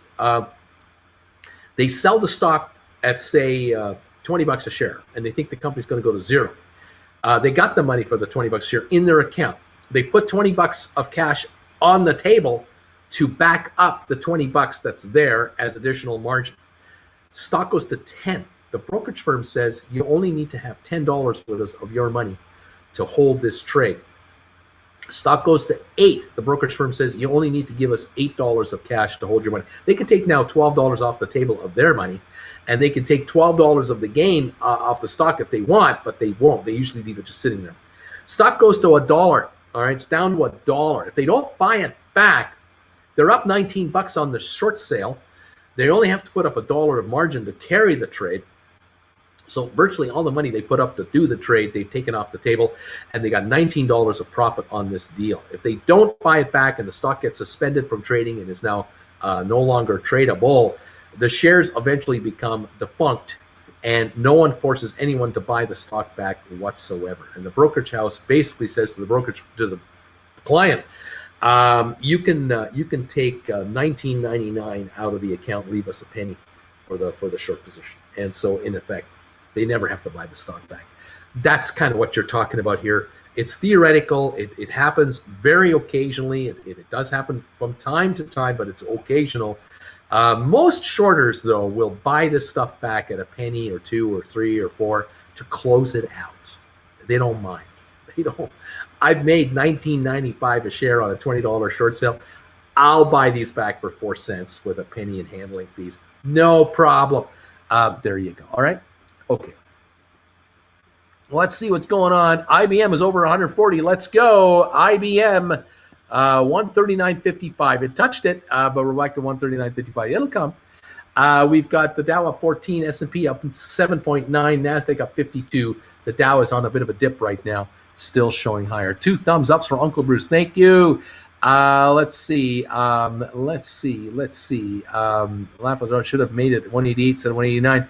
Why would you need to buy them back, Bruce, versus just letting them expire? Like I said, you can, but you do want to close your books out. And usually it's the auditor, the bookkeeper will say to the manager, buy them back at a couple of pennies and let's just wipe this thing off. And they will do that. Any opinions on AVPT, a former SPAC? No idea. I don't know what it is. Have a buy limit for Gores at $14.99. We're at $15.09 at the moment. AMC 45.48 down 4.48. ATIP up 2 cents, 8.55. SOFI up 2 cents to 17.37. GameStop 182.70 new low.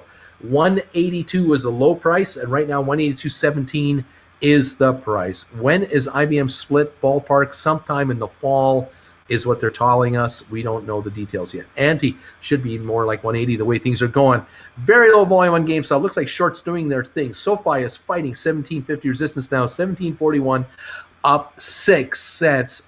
Bruce, I've heard that GameStop being added to the Russell 500 may cause dips before it comes back up. It could also be my smooth brain fever dream. I don't know, Visceral. I've heard nothing of this. Free thinker. So Brucey sees major upside movement on GameStop very soon. That's nice. Dan Hammer, my average is 179. I was debating to sell at 300 plus in hopes I could rebuild around my average. I hate this game. Julie B, thanks, Uncle Brucey, for your help. That's why you write call options, Dan. You write call options when you're at 300 plus. You write the 350s, the 380s. They expire worthless. Now you write 280s. They expire worth. You write 260s. You write 250s. You write 240s. You take money. You take money. You take money. You take money. You're selling. You're selling just a bit at a time, just at a bit at a time. That's all you're doing. 180 on the GameStop right now, 180.40, 179.46 right at this moment, 179.46. Last I saw on GameStop. That is what we're showing. Keeping an eye on this market. 179.27 was the low. 180.34 right now is the market. Alrighty, volume on GameStop. 1.2 million. Very quiet. 1735 on SoFi right now, unchanged. On 2.7 million shares. ATIP 852 down a penny. AMC under pressure down 528. 44.47 is the low. 44.68 right now is where we're trading. We're down 10% today. That puts AMC on the short sale restricted list, if I recall here. So that'll be interesting to see how AMC reacts to that. Gores 15.09 unchanged. 23andMe down 9 cents to 10.12. Fifth Wall down 12 cents to 12.30. Vector up 20 cents to 11.12. Navsite up 2 to 9.99. Starboard down a penny, 10.08. The Dow up 9.93. IBM at 139.32, still up 50 cents, but it did touch 140.29 briefly, and the Dow took a pause with a down dip. It is still up 9.6, 8.9 now. Sorry, 7.9 point gain on the Dow. It's jumping. 7.9 gain on the Dow, 9-point gain on S&P, 51-point gain on NASDAQ. We are jumping about here trying to find direction in this market. We're watching the 10-year note trading at around 1.3, dipping even under it. Notes are due from the Fed. Again, the very nervous Nellies at the Fed. Watching for that. IBM right now up 40 cents a share at 139.18. The Dow now up only 4 points on the day. Microsoft up 148. Apple up $2. So FANG stocks are not really getting hit here. They're kind of ignoring this market. Amazon up $47. Facebook up $1. Google up 12. All the FANG stocks are doing just fine. They're not worried about the big markets faltering in any way, shape, or form. That is what I've got going. Only Netflix down 227 to 539 is a negative performing FANG stock, and that's kind of on the outside looking in. Yes, SSR on GameStop has been hit as well. They're saying, yes, GameStop SSR is in. So that means shorters are restricted from hitting the bid on GameStop and AMC right now because shares have hit the 10% down level this morning so far on the day. GameStop right now, 180.56 after hitting a low of 177.56 on GameStop. We're popped up now almost $3 from that low dip. We're down $19.50 a share on GameStop.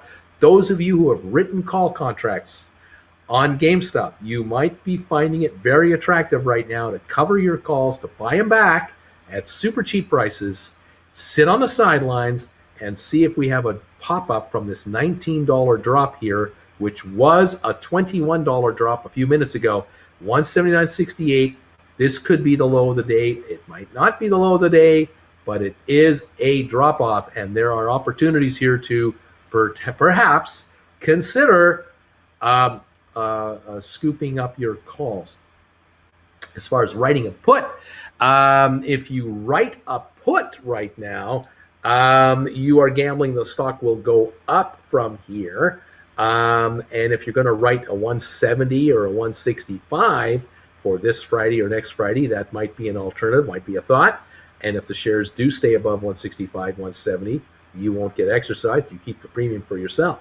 That might be something to look at. 180 on GameStop right now, down 19.48 as of this moment in time. SoFi down a dime right now, down 16 cents now, down to 16 cents at 17.19. SoFi has gone negative as everything is going negative except the Dow, which has turned around, just turned around, now up 27.8. The Dow was almost at flat on the day, now up 27.8. S&P up 8, NASDAQ up 35. So the big indices are higher. A lot of the stocks we're following are in the red right now, a little lower. On this SoFi, 17.19 right now, 17.18. The low of the day, 17.17. 3.2 million traded. Most of the shares traded today were in the positive area. We were up to 17.57. And a lot of trading took place around 17.45 and up all morning. But at the moment, 17.19 on SoFi, down 16 cents at this moment in time. GameStop, 181.13. ATIP down a nickel at 8.48. AMC now down 6.34 to 43.55. Those of you who have written AMC contracts, if you took my ideas of selling call options on your AMC, with the stock doing what it's doing today, plus yesterday, those calls you wrote are probably way down in price, affording you an opportunity to look at possibly buying them back to watch a recovery on AMC perhaps. If AMC comes into the high 40s, back to the 50 range, you may want to rewrite the calls yet again and take advantage of another fall. Up to you. 43.20 on AMC, 28 million shares traded, down 676. You can make money on down dips by being an option writer. Gores down 12 cents to 14.97. There's a bargain being handed to you there. 10.06 on 23andMe. 10.06 down 15 cents. There's a bargain right there. Fifth Wall acquisition only off 14 cents to 12.28. Vector up 18 cents to 11.10. Navsite still up a penny at 9.98, and Starboard down a penny at 10.08. The IBM right now is climbing again, 139.58, coming back on again, up 83 cents, 139.61 on IBM, climbing again. The low was 138.93, the high 140.29, now at 139.61, going up 83 cents. The Dow is down 1/3 of a point. It's really jumping around right now. The Dow started with a dip on the day, down to 34,548. We're now at 577. We got as high as 689. So we have had a 140-point swing on the Dow today, from low to high, back down again. And we're now up 1/3 of a point. We're flat at 34,577 at the moment, from what I can tell you, on the Dow. But the IBM is not paying attention to the Dow. It's going higher. It's up 82 cents. The Home Depot up $2. Microsoft up $1.73. Apple up $1.75. Those are all higher at the moment. Cruise lines going lower again. Royal Caribbean, those of you who bought puts on Royal Caribbean, as I had been saying, you should look into that stock now at 80.43, down 2.54. Hopefully some of you are making money on your Royal Caribbean puts now, as the stock continues to falter at 80.71, down 2.26. Norwegian down 85 cents. Carnival down 77 cents. Amazon up $16, Facebook down $1, Alphabet, which is Google, up $3 a share. All right, back to our stocks. What we're following here, 17.20 on SOFI, down 15 cents. GameStop down to 181.46, the low 177.56. So we have come back up 3.90 from the low on GameStop in the last 15 minutes. Is there a little bit of a base being built here? We do know that GameStop and AMC are both on the short sale restrictions right now, because they dropped more than 10% in value at one point during the day today. That means all day today and all day tomorrow for both stocks, they're on the SSR list. ATIP down to nickel. Gores down 23 cents. 23andMe down 15 cents to 10.06. 17.21 on SOFI now. 17.23. The low of 17.15 was set a few minutes ago. We're about 8 cents off the low on SOFI, down 12 cents on the day. That means the 1750s are now out of the money. The 15s are in the money. You can look at those contracts as possible acquisitions, along with SOFI shares themselves. ATIP 850. Gore's 14.95, down 14. Gore's got as low as 14.86, but has now popped back up 9 cents a share. All right. The Dow now down 2 points, officially down 2 points. S&P up 2, NASDAQ down 0.04, 0.22 now, a fifth of a point. So even NASDAQ has come back to break even. Oil has gone negative. It's now negative 3 cents a barrel, 73.34. It looks like oil is range bound at the moment. That is where we're at right here, right now. And what is happening and what do we do is what everyone wants to know. Alrighty. Thank you all for being here with me. I appreciate it. Thanks, Uncle Bruce. You got it. Let's see. Let's see here. Uncle Bruce, I'm thinking of rolling over my GameStop, a $250 covered call for July 16. What strikes do you suggest for 2 to 3 weeks out? So if you're going to buy back your $250 GameStop, what do you do? Well, if the shares bounce back, if you bought them back, good on you. Now watch the shares. If they bounce into this 190.93 range, 195 range, you may want to write 240s for this Friday. You may want to write 240s, maybe rewrite 250s again for next week Friday. Maybe you buy them back here and sell them for $7, $8 higher, $5, $6 higher. I'm not sure. Keep an eye on that.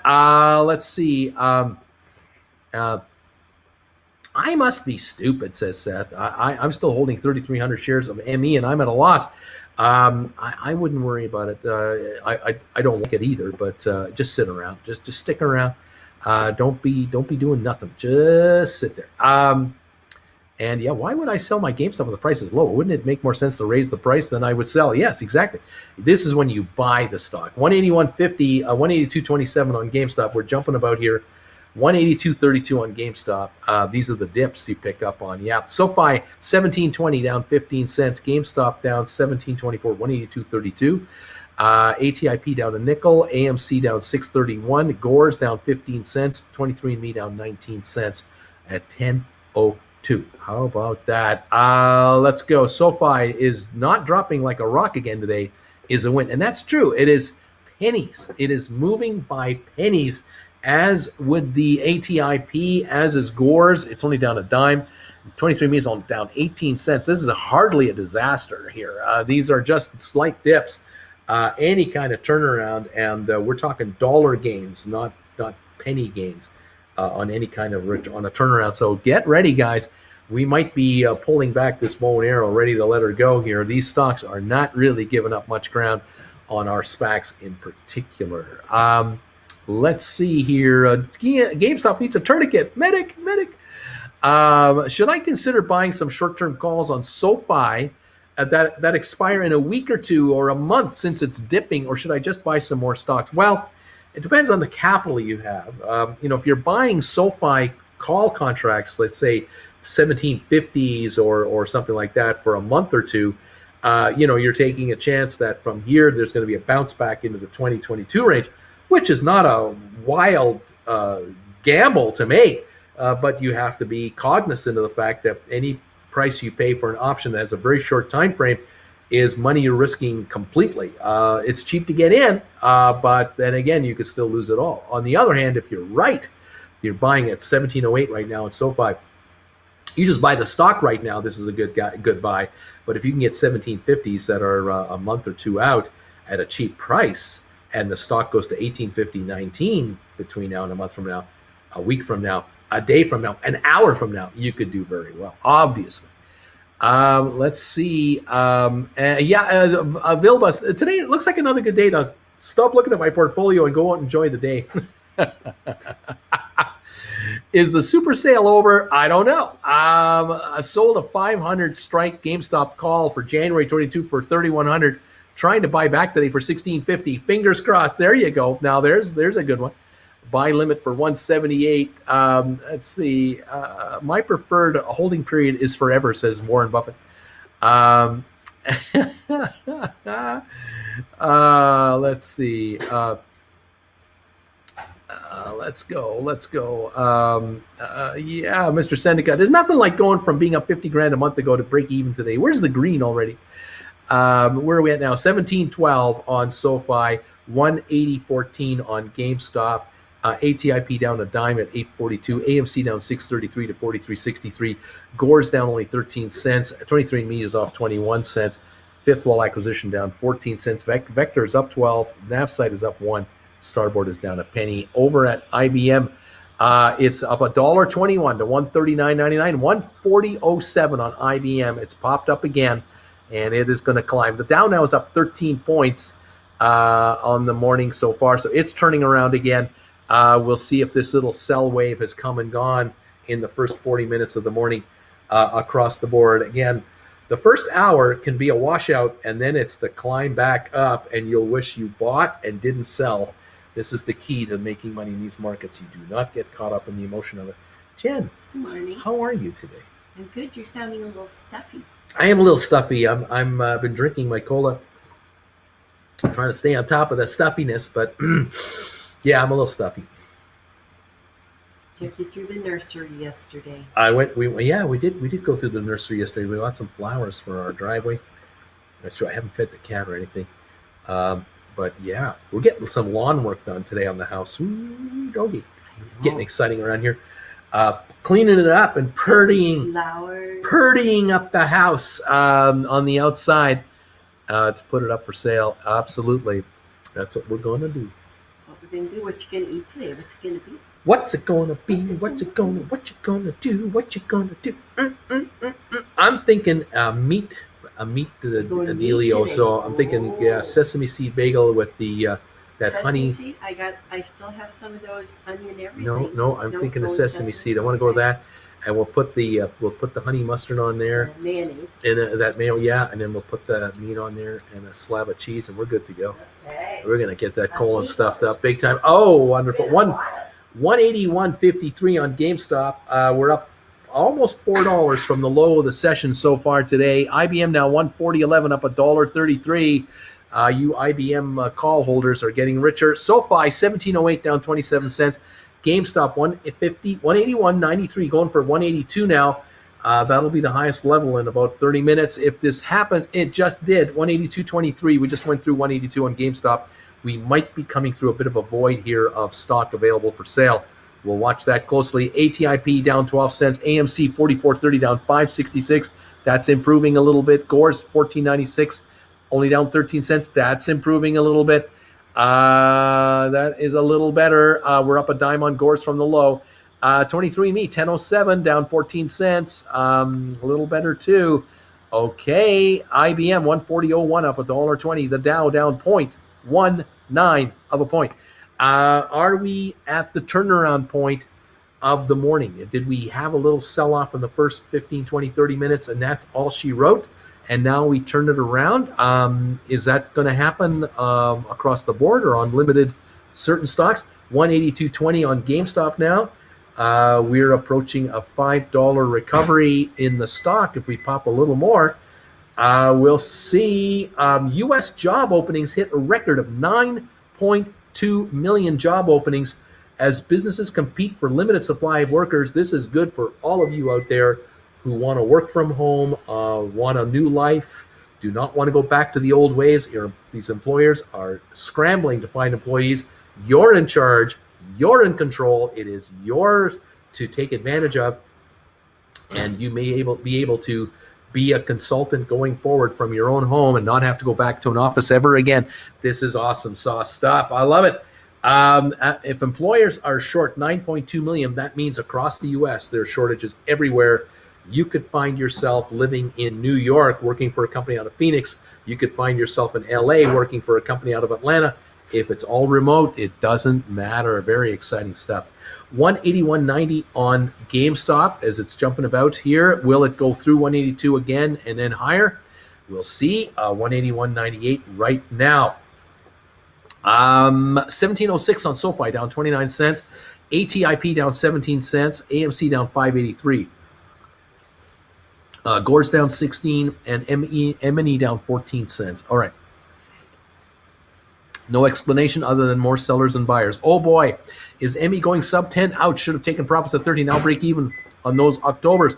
Bruce, I have $20 calls for 2023. I'm still up a lot. Is that simply volatility keeping it green? Yep. The time is your friend. Got my 14.99. Gore set another buy limit at 14.91. Beautiful job. 14.93 right now. Let's see. SoFi, what goes down must come up. We broke the day's resistance. I just woke up. What's going on? There's nothing going on. It's very quiet.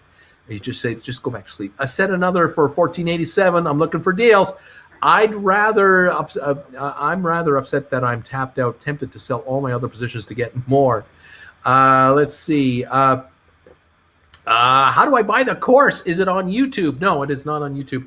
You need to send me an email telling me you're interested in the Saturday class or the Sunday class, or you're interested in both classes, and then we will send you an invitation. If there are any openings left, we'll send you an invitation for one, the other, or both, depending what you want, and then you can make payment there and lock your spot in. What's the best deal? Let's see. There are deals. I got my SoFi 17 and the halves for 268. I've watched them pull back from 750 to 448. Oof. Let's see here. What's the best deal to buy right now? I can't tell you. There's deals all over the place. Let's see. SoFi is hurting right now.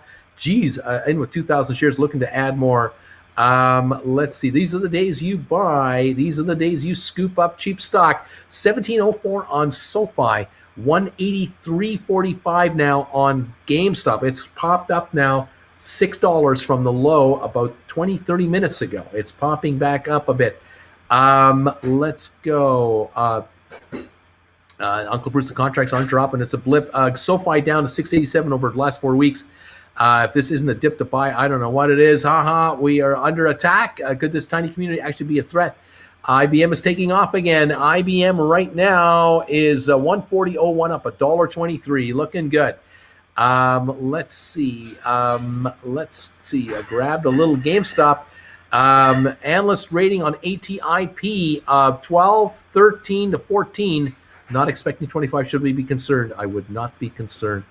Let's see. Hello, Jen, says John. Bagel, says Dougie. Hi, Jen, says Glitch.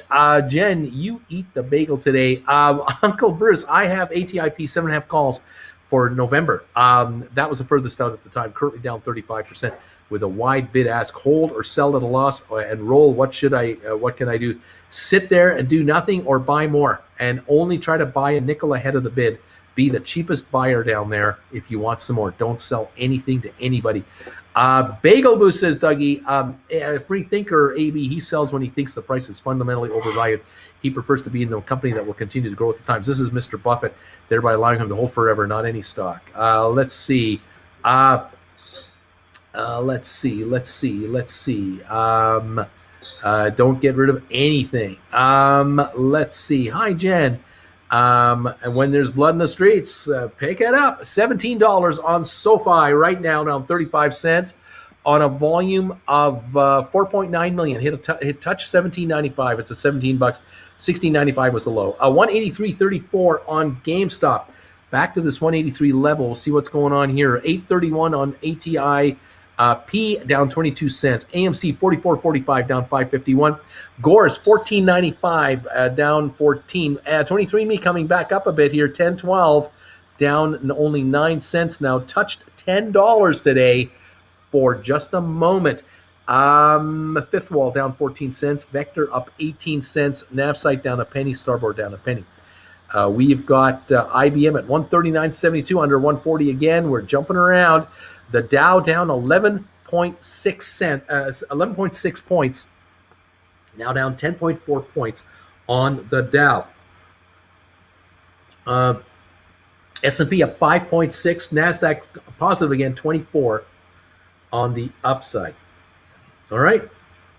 Apple trades at record high, it says here. Headline, Apple trading at a record high. That is right. 145.09 today. 145.09, new record high.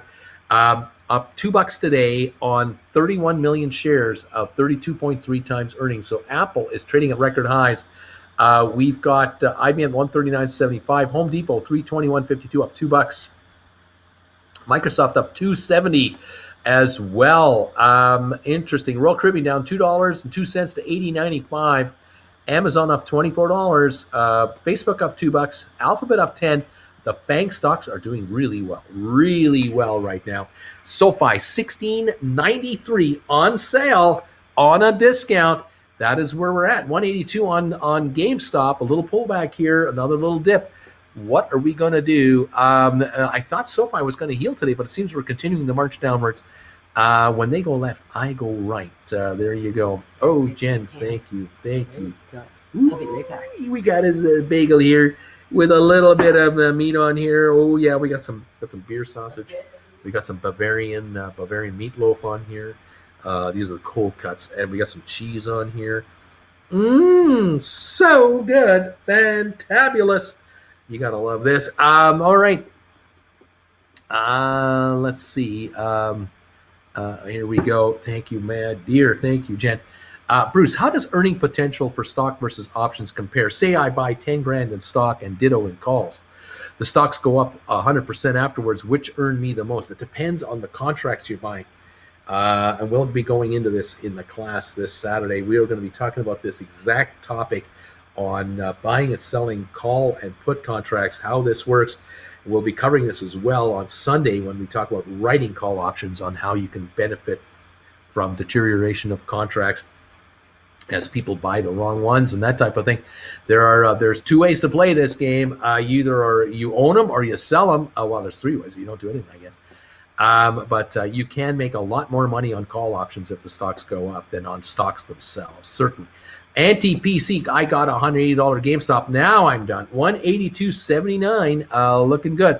No one is chatting. Everyone too stunned to type, laughing out loud. Now I've got to grab more SOFI. Devil King, do we have any idea what's happening with SOFI? It's been going down for weeks. It's at 17 right now, down 35 cents, 16.99 right now. At 16.90 was the low. 5+ million shares traded. Free Thinker, 178.69, grabbed a certain amount. Michael, Apple needs to chill a little bit. I have $146 calls expiring on Friday. I want them to expire worthless. Apple right now, 144.01. You're $2 away. IBM, 139.51, up 73 cents. The Dow was down 14 points. 16.96 on SOFI, down 39 cents. GameStop down 16.73 to 182. 83. We're taking another shot at 183 here. Will we break through 183? And if so, by how much? 182.55. It's one of those days that you know it. Love watching Bruce eat bagels as I lose money. Here it is. Bagel. Eat bagels. I love losing money. Here it is. Bagels right on time. Hit the 50 tick. Gores and SoFi competing for my spare crud. Hate to see no. Bruce, do you actually work at Citadel? Do you actually work for Citadel and you're trying to get us to buy losing stocks and they're absolutely smashing so they can take our money? Is that what you're doing? Well, do you see the Citadel logo here anywhere? Is there? No, is Citadel making me sell these cell phone amplifiers to get by and these coffee mugs? I don't know if Citadel would make me do that. They just put me in a cubicle, and wouldn't they? I got some SoFi at 1695 at 1688 though. It's now 1688. Buying more GameStop and SoFi. These are bargains. 182.70 on SoFi on GameStop. 1688 on SoFi. That's where we're at right now. The Dow is down 19.2. Kenny's secret brother, Bruce. It's only money. There you go. Let's have a bagel. Let's see if we can get the market to go up if I have a bagel. 182.60 on GameStop. 16.95 on SoFi. Let's hope for better days, everybody. Welcome to the show. Oh, yeah.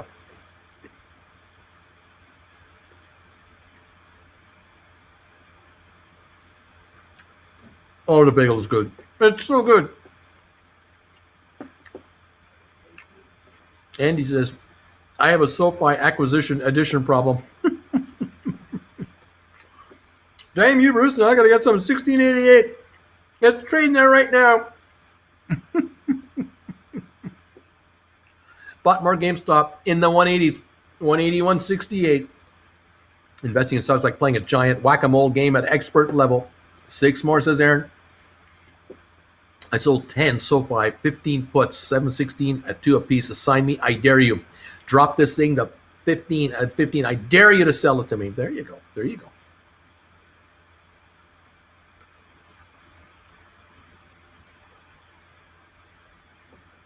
Good trade.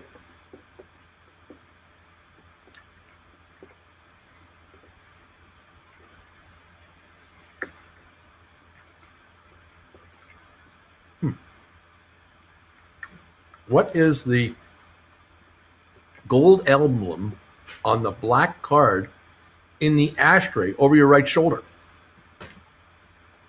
Oh. This is a baggage tag from Majesty Cruise Lines. That's what that is.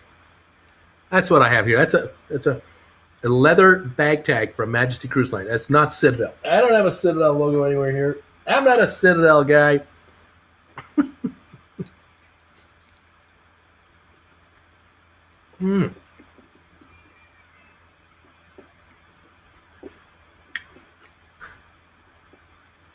SoFi, 1683.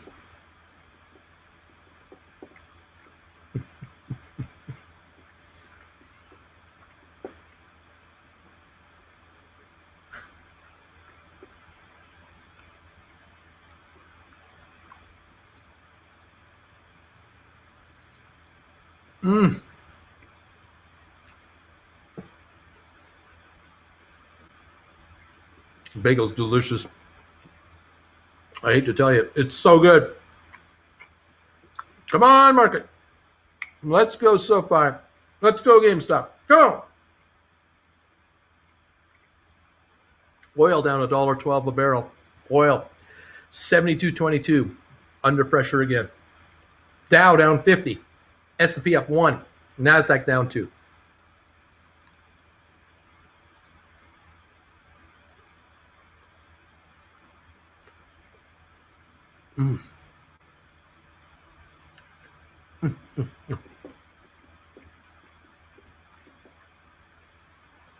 Mr. Seneca, the worst part of all this is having bought the dips the last few months, not having the money to buy the giant dips we're getting today.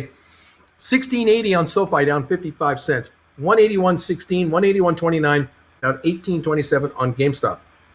The low 177.56. ATIP down a dime. AMC down 588. Gore's down 34 cents. 23andMe down 18 cents to 1003. Fifth Wall down 22. Vector unchanged. Navsite down a penny. Starboard down 1 penny. We have very little movement on some of these issues right now. IBM up 49 cents to 139.27. The Dow down 73 points on a mid-morning, early morning sell-off. How serious is it? We don't know. Will it last much longer? Is it going to be overcooked and then it comes the other way big time? It could. These losses are not severe enough to really concern me in any way. I don't like GameStop down $18. I know that, but you know how this works with GameStop. You know that GameStop can go to 195 in an hour. Like, no problem. Keep an eye on that. 177 was the low on GameStop. Now 181. 1683 on SoFi, down 52 cents.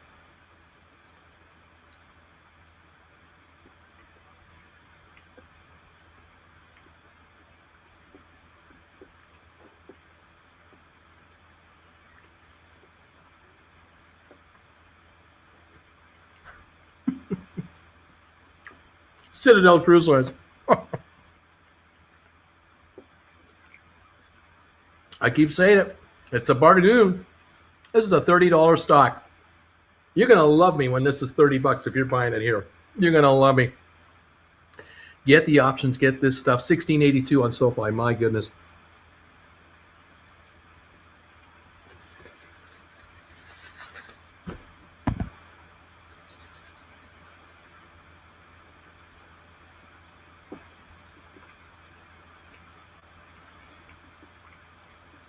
Anti-PC, way to go.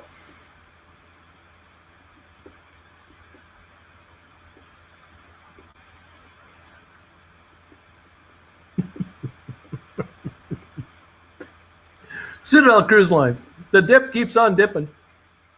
Uncle Bruce never went on a cruise. Do those cruise ships have baggage claim like they do to airports? Oh, you never went on a cruise. Do they have a baggage claim like they do in airports? Kind of. When you leave the ship, you can take your bags with you. That's the best part about it. Because if your bags have wheels, it's really handy, obviously. Who doesn't have wheels on their baggage now? You roll out your bags, you clear through customs, and you're free to go. It's fantastic. You don't have to worry about finding your bag like the old days. Got a couple so far, 1886, but I'm all tapped out now. Steve Thompson, thank you for joining us as a new member. What a day to be a member here. If you're going to join this channel on a day like today, you are a trooper, and I thank you for coming in here. We're down 88 on the Dow right now. Nothing big. Down 2 points on S&P. So what? Down 14 on NASDAQ. Who cares? Oil down $1.26. Gas is going to get cheaper. 1689 on SoFi, down 46 cents. The low on SoFi, 1680. We're 9 cents better, but it's a down morning. The GameStop, 181 even right now. ATIP down 18 cents. AMC down 593. Gore's down 31 cents. 23andMe down 13 cents. Fifth Wall down 34. Vector down 6 cents. Navsite up 1. And Starboard down 1. IBM now up 40 cents to 139, and the Dow is down 99. Thank you for joining on a real crappy looking morning. But you know what? I don't think this is a big sell-off. There's just not a lot of volume here. I just don't think this is a serious thing. This, to me, can turn around on a dime, and we could have an up day today. If this selling doesn't keep coming in, and I don't think it will, we're going to have an update today. Wally, thumb it up. Welcome, Steve. Welcome. Oh, my God. Look at Emmy. I sold 3 Apple shares at 129 to get up to my 100 shares of SoFi. Right on. That boy, Louis. Damn, I'm down huge. I've never seen my portfolio this bad. Also got a 1250 call on ME for October 15 for 85 cents. Yes, nice pickup. Welcome, Steve. Way to go. Nice to have you all here. Okay. SoFi, 1670 EMA 200-day support line. That crosses that, it's a big red flag. 1689. Geez, it's a bloodbath out there. Not just our picks either. Damn near everything's taking a hit after hit. Where are these index gains coming from? Let's see. The FOMC minutes at 2 p.m., maybe not 2 a.m. Or is it 12? I'm not sure. Bill, of course, by the time our other stocks go up, I could sell the GameStop sale will be over. Story of my life. This feels like a scene from The Shining where the red blood flood comes down the hallway. Oh man, 23andMe is worrying me big time. 10.04 down 17 cents. Big deal. No problemo. 16.90 on SoFi, up a little bit more. 181.18 on GameStop. Not backing off here. GME back to VGAC. Redrum. Uncle Bruce, how long can cruise lines last if they can't get back to full capacity in the next year? What happens if the ships they go bankrupt? They have enough money to last 2 more years. 2 more years they have cash. Don't worry. They're not going anywhere yet. They're pretty sure they're going to make it, but they're going to break even. They're going to be experts at breaking even, and that's the bad news for shareholders. Good news for the bankers. They're going to get their money, but they're just going to break even. Oh, yeah. Let's get this bagel going.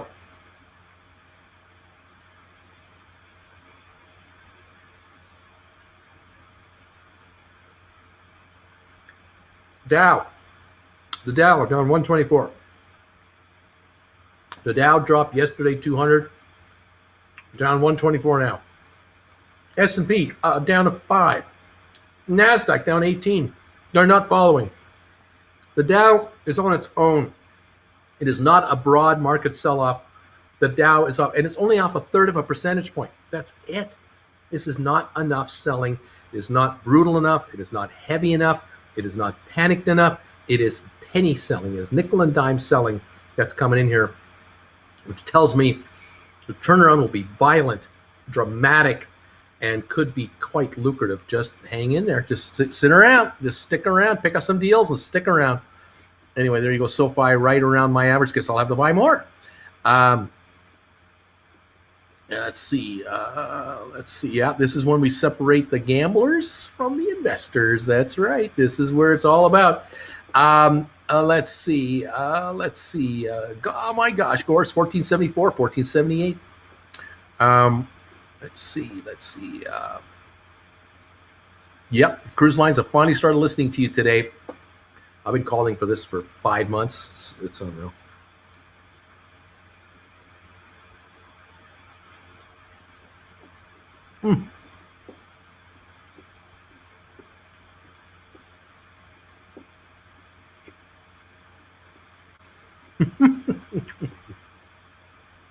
Yeah.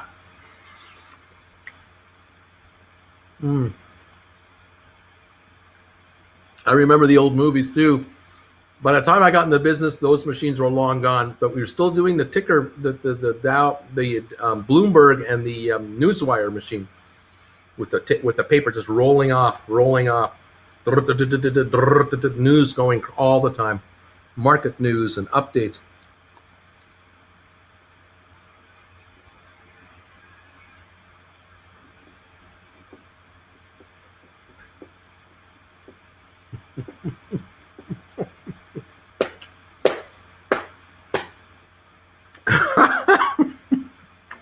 Citadel Cruise Lines. Hey, are we stinking, Captain? Absolutely not. Me. Why are you getting in that lifeboat? Don't worry about it. When I was in Bulgaria, we didn't have a lifeboat.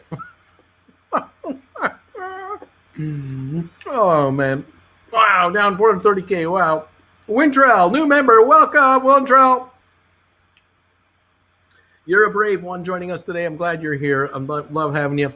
Thank you for joining us. 16.89 on SoFi, down 46 cents. GameStop, 181.57 right now. That's where we're at right now.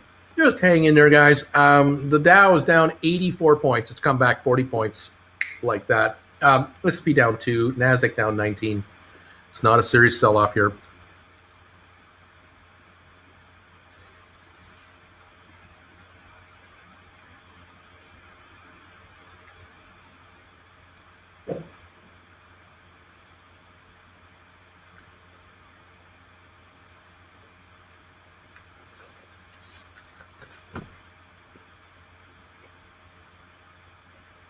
I'm just hoping none of you are into the Chinese stocks. I'm hoping you're all out of there and staying away from that area. Stay away. I had to average up on SoFi, but scored 125 shares at 1688. Right on. 182.25 on GameStop, going up again. Coming through 182. Wintrell, welcome to the gang here. All right. David Carrington, it's weeks like this. I have to watch Uncle Bruce. You guys keep me from losing my mind. I've lost all of my gains I made for the year, and I'm officially into my own money, down $1,500 a day for 2 weeks now. SoFi and ME, just hang in there, Dave. Just sit tight. Do not worry.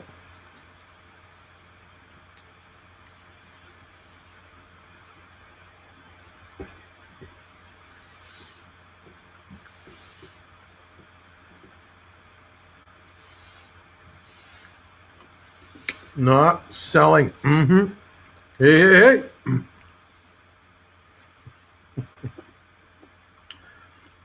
Dave, just hang tight. We'll eat ramen together. We'll get through this. We've been in college before. Feels like February, March all over again. Stop, breathe, watch Bruce, breathe. The silver lining is NSH is up a half a penny. Crappy morning. Right on.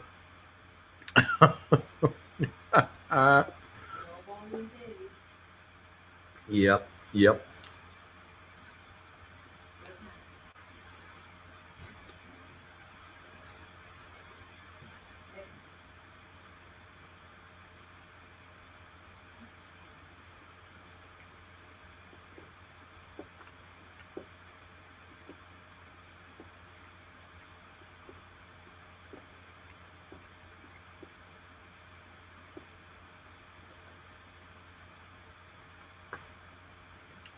You have to have a certain mentality to buy into this. You really do.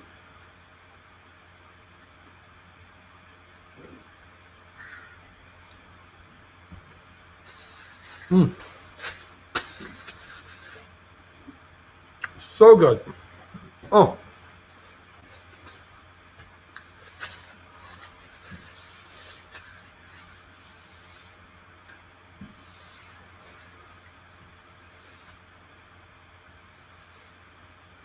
Cheers around the world from Uncle Bruce and Creston.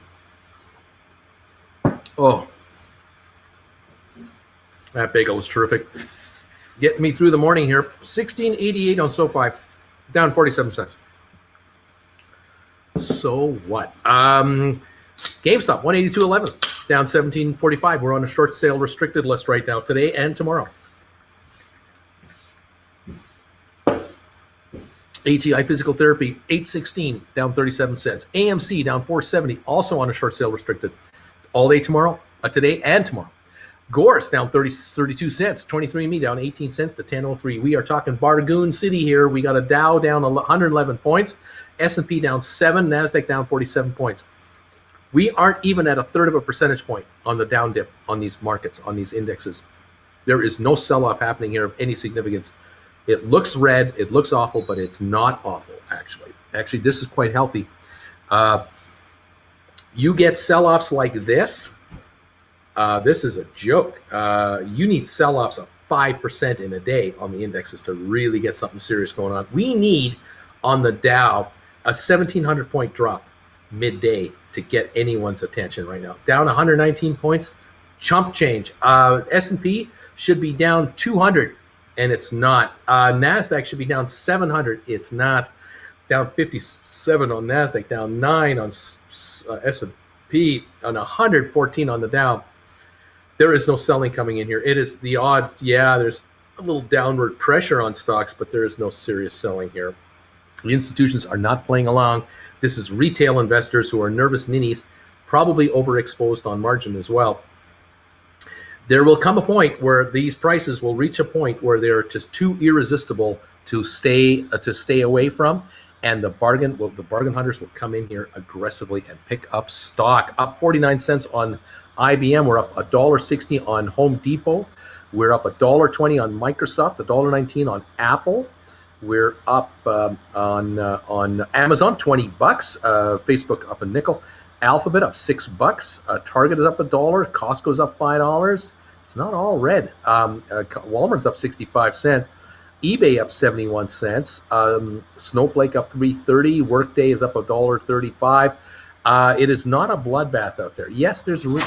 I totally acknowledge that, but the red is slight. It is slight, and a turnaround of this market can be dramatic and can be long-lasting. We may have this first hour and a half or so of pressure and it all just evaporates, and there are no more sellers.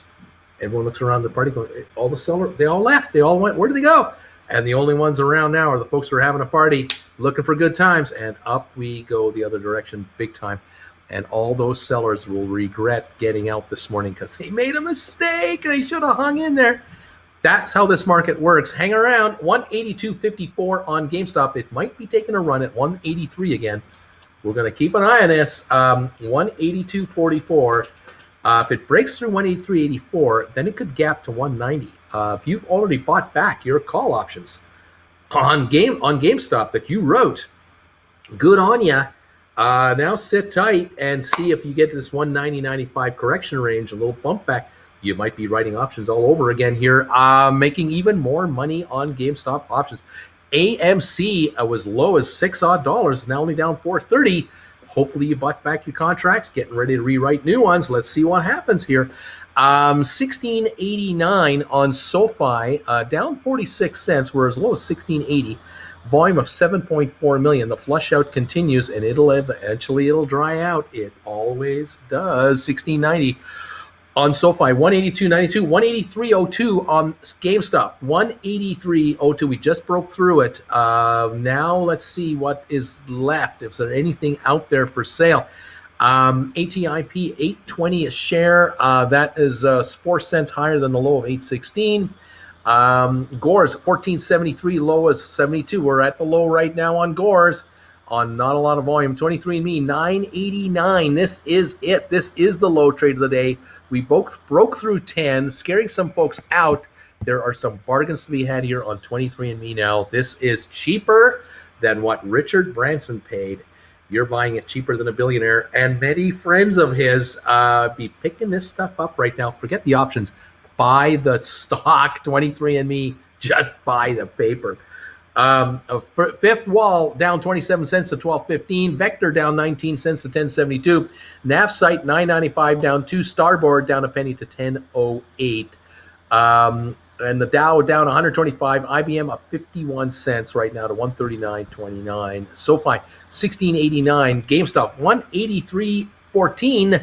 Now a little higher. 183.14. 183.19. It is jumping about here in this now 183 neighborhood.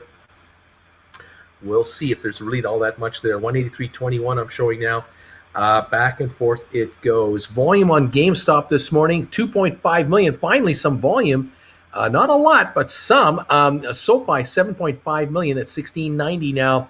It has been consolidating for about 20 minutes down here between 1680 and 1690. We might be getting ready for a breakout. I don't know. I'm just saying it's possible. Anything's possible. 183.80, 184.20 on GameStop. We've now gone through 184. We're going for 185 now. 184.77 last trade on GameStop. We could be taking a run for 185 here. Again, this tells me there is nothing for sale on GameStop. That drop was artificial. There's nothing there. 185.42. We're going through 185 like butter, 184 like butter, 183 like butter. Hot knife through soft butter. We're on the way. 185.42 on GameStop as it is now bumped up $8 from its low this morning about 40 minutes ago. Interesting there. 1690 on SoFi, 826 on ATIP. We're only down 397 now on AMC at back to 46. Gores at 1482. That's 10 cents better than the low. 23andMe back to 10. Touched for 986. It touched it. It's back to 10 again. 186.14 on GameStop. Just went through 186 like a hot knife through soft butter. Gone. We're gaining about $9 a share from the low of the day in the last hour on GameStop. It is coming on right now. Bargain hunters are definitely picking this stuff up. Okay, let's see what's happening. Let's see what's happening. Bruce, fix your mic. Okay, now more powder. Let's see. Let's go. I lost everything. Let's see. I'm not worried about my SoFi so much.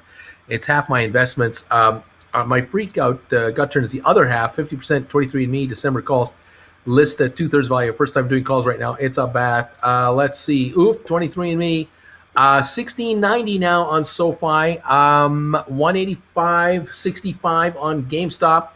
We've got ATIP 826 now, up from 816. We have Gores at 1481 and 23andMe at 1002 coming up again. Just a little here and a little there. Let's see. Do not flinch. 1696 on SoFi, going for 17 here. You're overthinking. You are overthinking.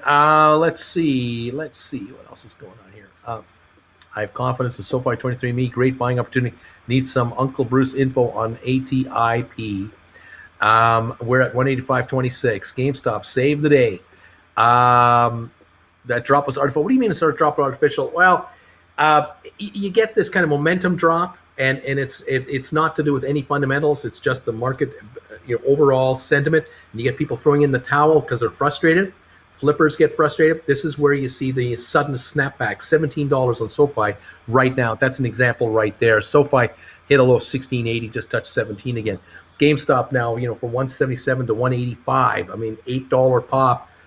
What's the reason for that? Well, there was no reason for it to go down that much. Now it's already bouncing back. It's just coming back to where it was. It's a natural thing. 828 on ATIP, up 12 cents now from its low. AMC touched the low of 42.80, now $46, just about $46. Gores 1482, got as low as 1472. 23andMe, the low of 986, now shooting back to 10. This is what I'm talking about. We get stocks that overreact, and this market overreacts. Now it's going the other way. 1705 on SoFi. It's coming on. It's coming back on. There are bargain hunters coming into SoFi big time saying enough's enough. I'm scooping up this stock, and if the selling dries out, this thing can pop $2. It can just do it. SoFi is being shorted. Someone is saying, now you're all free to go up and about and roam about the cabin. Let's see. I have $15 ME calls for January 22. When should I consider rolling over? What kind of play do I do right now? You don't do anything. You sit tight and do nothing. Everything is bouncing. 1706 now on SoFi. 185.82 going for 186 on GameStop again. It looks like it's coming on. Uncle Bruce, I'm down 60% on my ATIP 1250 November calls. What should I do? Take losses or hold? You hold. Do not flinch. Do not twitch. You do nothing. It is a reset. Get ready for Green Day. SoFi supposed to so close to the 200-day moving average, but it's not here. We're going higher. 1706. You got people that overreact to. Yep, that's true. Scoop. We're coming on. 1708 now on SoFi, up again. Is there a real-time list of stuff that's on the SSR? I don't know, Dougie. I can't tell you. 1708 on SoFi. We are now down 27 cents. We have recovered 27 cents now on SoFi in about 30 minutes here. 1708. GameStop 186.15, 186.34. Climbing again. Could climb even higher. ATIP 828. AMC 45.76. Gores 14.77. 23andMe now 10.05 on 23andMe. Only down 16 cents today. That's where we're at. IBM now up 63 cents to 139.42. Coming on again. The Dow is only down 81. It's coming on as well. S&P down 4 points. NASDAQ down 40. Hardly an issue at all. Javel, thank you for the donation. Hey, Uncle B, can competitors short each other's stock through hedge funds or other institutions, i.e. Ford and Tesla? They don't. They do not bother with that kind of nonsense. That will not happen. Let's see. I borrow desk shows 10 million available shares to borrow at a 1.5% fee. Uncle Bruce, any idea what this means? I don't really know, and I don't know what stock you're talking about. So you got me confused. 185.11 on GameStop, 1704 on SoFi. We're jumping back and forth now. Buyers are coming into these markets, picking off some deals here.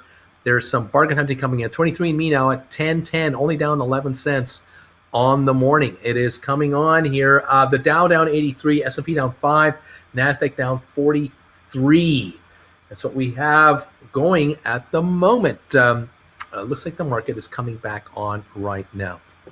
Here we go. SoFi 10 million available SoFi shares to borrow at a 1% fee. Any idea what this means? Theoretically, it means that there's stock available for borrowing, but you don't want to sell low, you want to sell high. And as a shorter, if you see a lot of stock available to short and the stock is moving up, it's telling me the shorters are not interested in shorting here. They're looking to acquire the stock to lock in gains. Because if you shorted it at 20, 21, and 19, 18, you're ahead. And this is why maybe at such a low rate and so many available, that's telling me that this stock is not going to be shorted anymore. It's now coming the other direction. And maybe that's what's going on. We'll see. I've got some more money to invest. Should I go ATIP or SoFi? Your call. You decide. But they're moving up. 1701 on SoFi and 824 on ATIP. New York Stock Exchange, NYSE, New York Stock Exchange. That's right. That's what it is. 1701 on SoFi, 185 on GameStop, 184.48 on GameStop. As we're consolidating back from this 186 level to here, could this be gathering another little wave and then take a shot to 187.88? That could happen. We'll see what this stock wants to do. 1703 on SoFi coming on again. And at 23andMe 1010 right now. Let's see. What else is going on? Thank you. What should I watch? Should I watch Ghostbusters or Spinal Tap? Two different movies, I have to say. Two definitely different movies.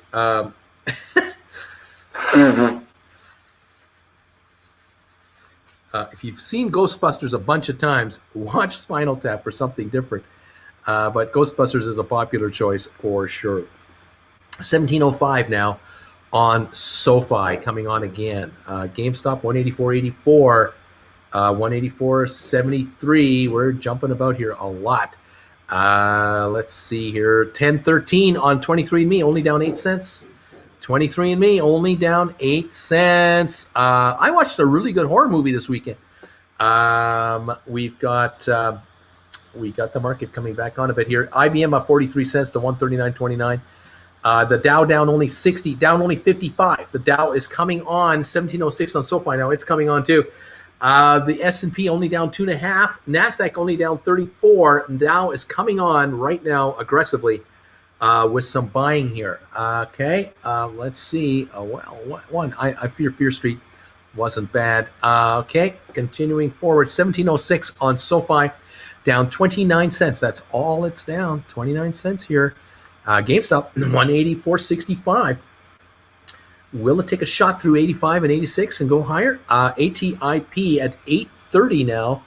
14-cent gain from its low of the day on 294,000 shares. There is no volume telling me there's a problem here. No volume at all. 1482 on Gores, up a dime from its low on 108,000 shares. That's it. 23andMe at 1013. It's taken a real shot here. It's come back up, down 8 cents on 596,000, hitting a low of 986. Did any of you get it at 986? Anyone here?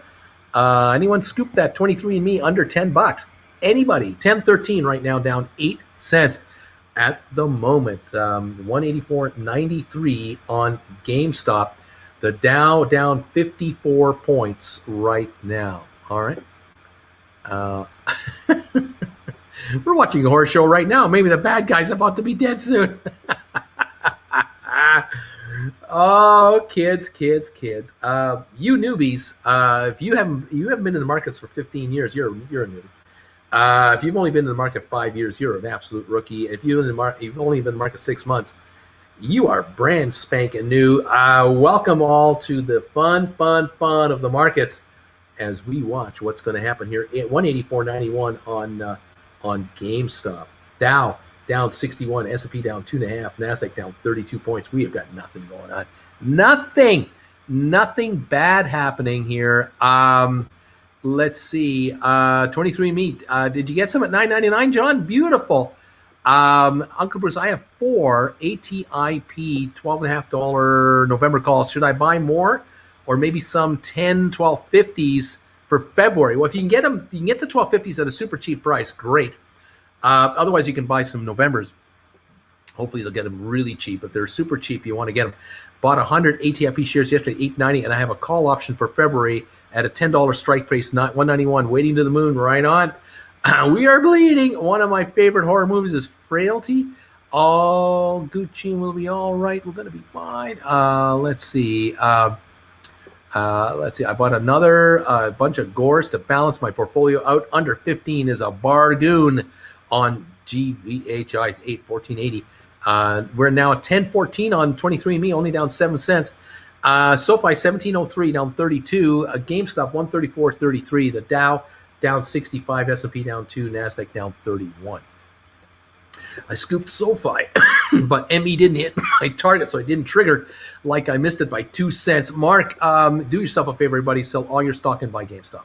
AB, I have an ATIP for November at $10. At the money call, I have ATIP for November for 10, 12, 15, 15. Don't know why I did that. Oh, well, should be fine. You're fine. Yeah, you're going to be all right. Yeah. You're going to be fine. You're going to be fine. Okay, 1703 on SoFi, 184.36 on GameStop, 1014 on 23andMe, down 7 cents. That's all. It's a 7 cent loss today. It's coming back. It's just coming back. All right. Watching this market closely. 184.86 on GameStop, trying to break through 185 again. We're so close. We might be doing yet another run on GameStop here. Down now 58. It's only down 58 now. Down 1.7 points on the S&P 500. It wants to go higher. It just wants to turn around and go higher. NASDAQ down 29, wants to go higher. Dow down 58 points. Not a lot to worry about here. Down 55, down 55 on the Dow now. Yeah. Okay. Good morning, Kayla. Good morning, Uncle Bruce. Goodness, SoFi hit 1680. What a sale! I will never understand some people. If there was a 30 to 40% sale at their favorite stores, they'd run in and buy. Yet a sale on SoFi, ME gores, and people freak out. This is the market. This is the stock market. This is a different game because you can't buy and sell a pair of socks from a store. You can only buy them on sale. You can't sell them back. With stock, you can sell it back, and there's the dilemma. You make money, you lose money, and now what do you do? And you're not gonna wear the shares as clothing. You're gonna trade them, and that is what the human emotion is all about. 23andMe at 10:15 now, 10:14, 10:15 coming on again. Looking good. It might even go positive here at 23andMe. Might turn the corner. Vector at down 4 cents. It's coming back on too. Navsite unchanged. It's come back. Okay. Let's see. 184.44 on the GameStop. 58-point drop on the Dow, 3-point drop on S&P, 40 on the Nasdaq, a little wave down, hardly an issue. These are tiny waves. Let's see what's going on. I think we should split up, says Farragon. I'll go investigate the thumping sound in the basement. You go check the mark. AB, who determines the options chain? There's some funky ones. I saw that one ends like at 42 cents and exit. I'm not sure, AB. It's done by market makers, I'm sure. Hope I don't find all the buyers hanging on meat hooks in the barn. Buy a new car and see what it's worth the next day. There you go. Fred B. Bought my first call option. $20 strike of 320. October 15, bought 3 on SoFi. That was this an okay move. So I bought 3 SoFi, $20 strike price for October at 320. It's a bit rich, but I think you're going to be okay. 1701 on the stock, 184.64 on GameStop. And we got, where are we at right now? 1016 on 23andMe. We're only down a nickel on 23andMe. Did anyone get deals on 23andMe today? My doctor told me to take a break from stocks, stress related. Just checked in for the first time in weeks. Where's my billions? Just around the corner. Dougie Holt. Come on, bounce, says Free Thinker. There you go. 1702 on SoFi.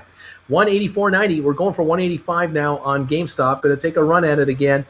And 1017 on 23andMe, only down 4 cents. Here we go. Let's see what happens. Yep.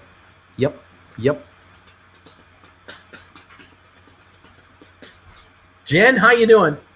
Hi. Have we got guests? Have we got guests in the front lawn yet? Oh, no. No? No, I was just upstairs in the bed. Oh, I see. We were waiting for them to show later today. And I don't know what they are, but I took a picture of them here. I'll show you. I think it's a moth. I don't think it's a butterfly.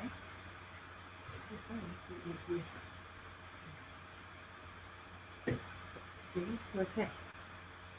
Ooh. He's pretty. And that's life size at that. He's quite big. That's a big. She's quite big. She's quite big. That's what we got. Anybody know what that is?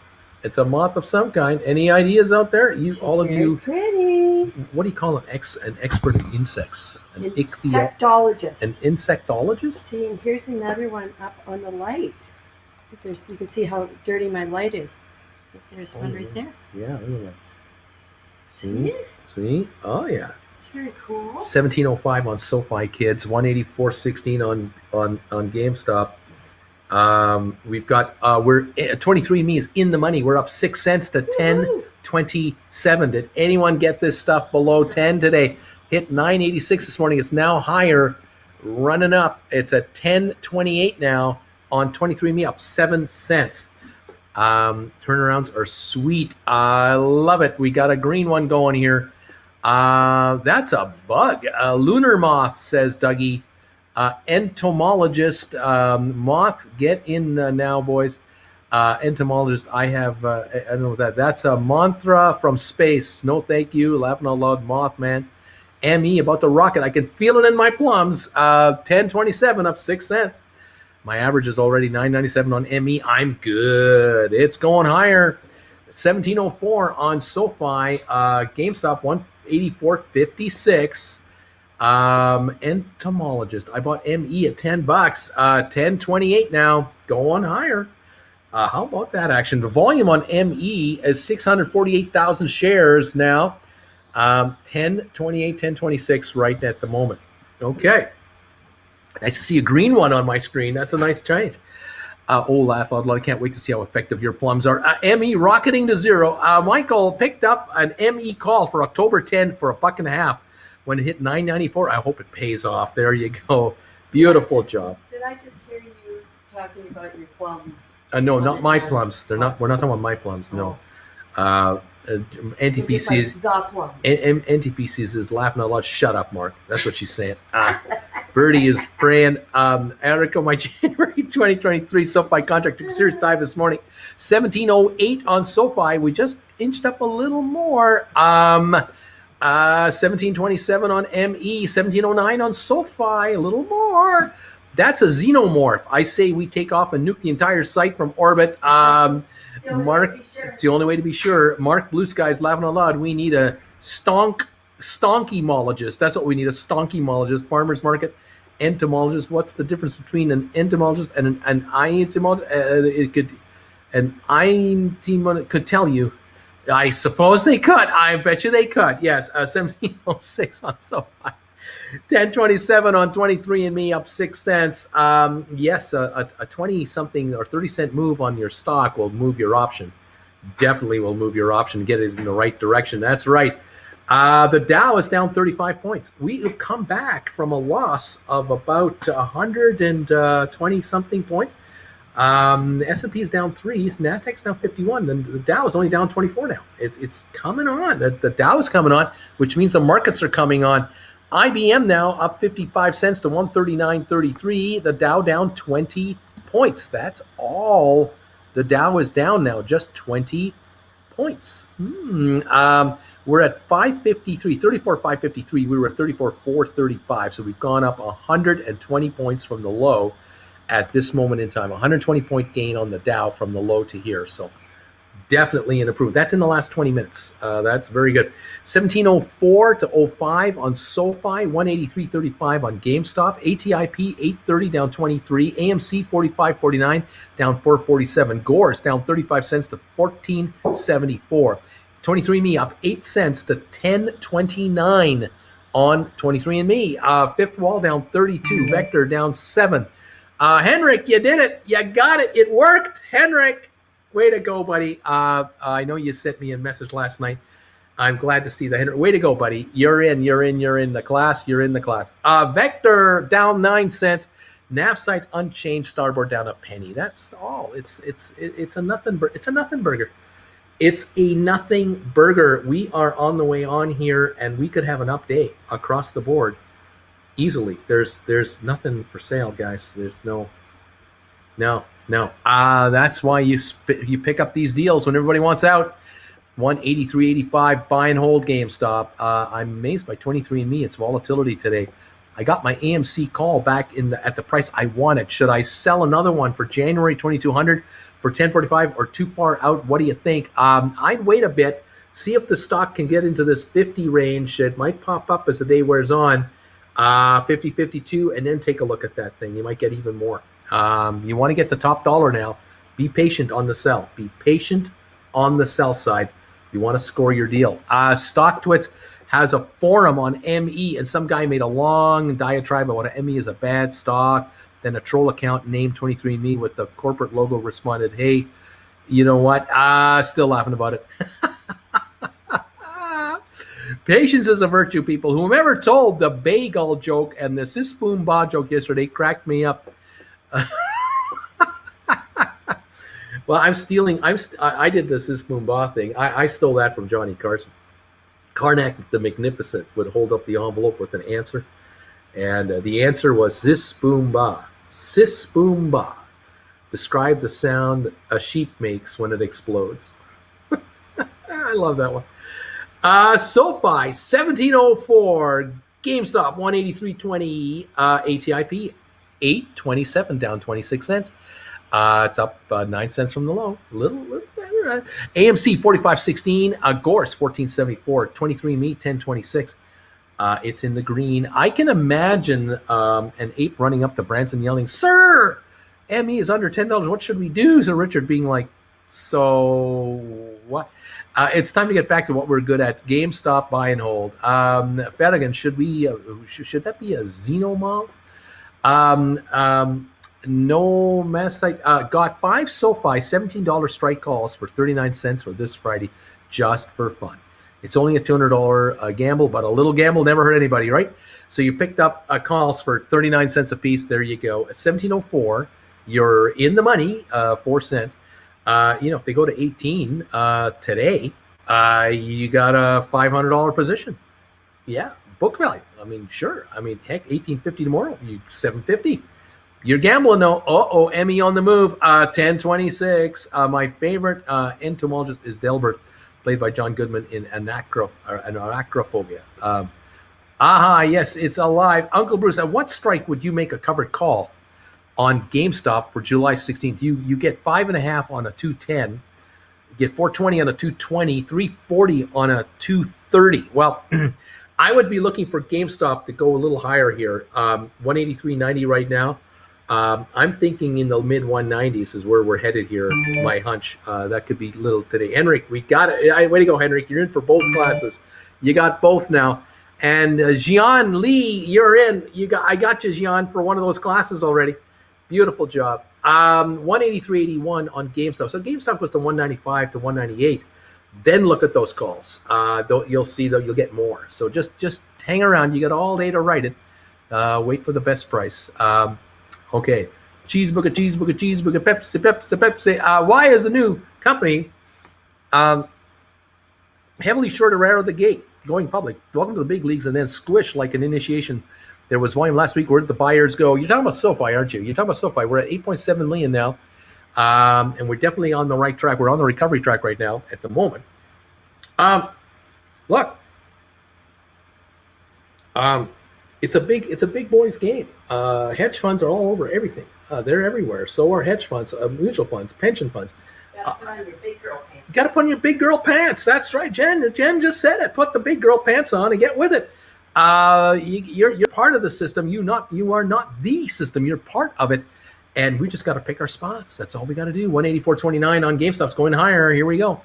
Had trouble paying for the class. My bank thought I was moving too much money. Gian, I got your second payment. You're in for both classes. They thought I was moving too much money with me constantly sending money to my stock account. That was for one class. I need to pay the other. Got them both, Ostergaard. We got you. Fantastic, buddy. You're in. Anti-BC is so good. Can't wait to look back at this past week and laugh. AB, I want to own enough shares of a company someday that I can go to the shareholder meeting and propose things that go in the ballot. Vote. Going to the moon, yes, no. That was the other one. I got him, and that was the other. We got him. I played a baby come back by player while 23andMe took $10 back. Should I put it on repeat? I can't do the live classes, but I will get the class. I need it. New York Stock Exchange. I don't know why I keep mentioning it, but whatever. Yes. If you can't make the live class, don't worry about it. The live classes are going to be edited and posted as videos that you can acquire on my website starting this weekend and forevermore. And you can watch the class anytime you want. You can watch it again and again, all you want. And you can stay right on top of these classes. You don't have to be a member of the live audience if you can't make it live. 23andMe is green. It's up 3 cents. It's just ahead. Pete and repeat. There you go. Pete and repeat. Absolutely. Okay. The Dow is down 2 points. That's it. The Dow is down 2 points. SoFi at 1692, taking a little dip again. Look one more buy dip for one more shot. 1.5 a point drop on the Dow, a 1.6 point gain on the S&P. The Dow is now down 0.4. It's down less than half a point. Is it going to go positive? Yeah, not quite. It's down 3 still. The Dow is right on the edge. And NASDAQ down 31 right now. So the markets are coming on, improving. The big markets have been improving here bit by bit here the last about an hour now, 45 minutes to an hour. SoFi 1699, GameStop 184.32, ATIP 825, AMC 45.15, Gores 14.71, 23andMe 10.22, up 2 cents. Vector down only 6 cents now. Navsite down 2. Starboard down a penny. IBM up 64 cents to 139.42. The Dow down $2.44 points. That's all. Microsoft up $1. Apple up $1.20. Microsoft up $1.10. So there you go. These markets are right there, ready to pounce and spring. There is no selling wave coming in that I can see. There's no second wave. There's no heavy, desperate wave of sellers trying to get out of this market. Not happening. 1703 on SoFi just popped up again. Had a little dip and now popped back. Might be running out of SoFi stock to sell here. Interesting. 183.98 on GameStop. Will it break through 84 to go 85? That's what we're watching. That's how we're watching it. This is what's going on here. We got a lot going on here. Oh, so much fun. Why did the bagel lose the election? It was a victim of a schmear campaign. Classy classes with classy Uncle Brucey to make us all classy. There you go. And we're going to make you sassy as well. Classy and sassy. Oh, my gosh. What else is happening? 10 years from now, CNBC is just going to be filming a giant server farm. Lots of activity on the stock market today. Machines humming slightly louder. Cut to a guy thumb trading on a smartphone. Hope you're ready for an ADHD brain asking stupid question, trying to clear up all the 1,000 possible interpretations my brain comes up with whenever there's something it doesn't understand. Okay, we'll figure it out. I can always cut you off. Don't worry. Jen can put you in the corner if you misbehave. Don't worry. It's all right. 184 on GameStop right now. Just went through 184 like a hot knife through butter. What is it going to do? Can it come on? A 1702 on SoFi right now. 184.30. All right. GameStop coming on. Again, volume on GameStop now, 2.8 million. Quiet. SoFi volume now 9.1 million at 1703. ATIP volume 327,000 at 826, down 27 cents, up a dime from the low of the day. AMC volume now 58.3 million at 45.35, and that looks like Skylar. We got your donation, Skylar. You're in for the class. $42.80. We're at what is that? $43.80, $44, $2.60 better than the low of the day on AMC. Gores at $14.78, 7 cents off the low of the day on 131,000, and the meeting was on July the 20th. So we got to wait till July 20th for the Gores meeting. It's going to kind of hang around here. 23andMe sitting at 1020, 1021, about even on 689,000 shares. Fifth Wall Acquisition, the volume here, 13,600, down 27 cents. Vector down 7 cents on 532,000. Not a lot to get excited about. IBM up 77. It's climbing 139.55, and the Dow is down is up 14.8. The Dow is up 14. Did you see the message from Justin? They're going to be an hour delayed. Oh, I don't get this stuff. Okay, cool. Our lawn guy, they're delayed an hour, but they will be here. Okay. Cool beans. Cool beans. We're getting lawn work done today. There's going to be a guy with a chainsaw right outside this window. Yeah, we're getting some stuff done. So the hope I have is because he's delayed an hour and I've only got 11 minutes to go, you're not going to hear it on the air. They can make all the noise they want. And then by the time we come back this afternoon at 3 o'clock, they should be gone. And that is great. Timing couldn't be better. 1706 now on SoFi. A little better. 184.01 on GameStop at the moment. The Dow is up 15, S&P up 275, and NASDAQ down 28.9. So the markets, 2/3 of them are higher. Oil down 155 to 71.82. And we'll see what's going on here. Expect strong second quarter earnings, analysts are saying, for publicly traded stock. Expect high, strong second quarter earnings. I've been calling for this. Absolutely is exactly what's going to happen. Strong earnings coming up. I'm grabbing 5 more GameStop shares thanks to the tasty dip. Wow, I just came out of a long meeting and saw some serious red. Is this a special sale price or a trick? We got deals here. 1702 on SoFi was as low as 16 something. We got down to 1680, but not for long. 183.90 on GameStop, where we were down as low as 177. Where are we at now? We're up 2 cents again on 23andMe to 1024. Speaking of schmears, I made a homemade one with light cream cheese, local honey, pecans, cranberry, and a little vanilla bean. Spread it onto a warm, toasted, multigrain bagel. So good. Oh, I can see that.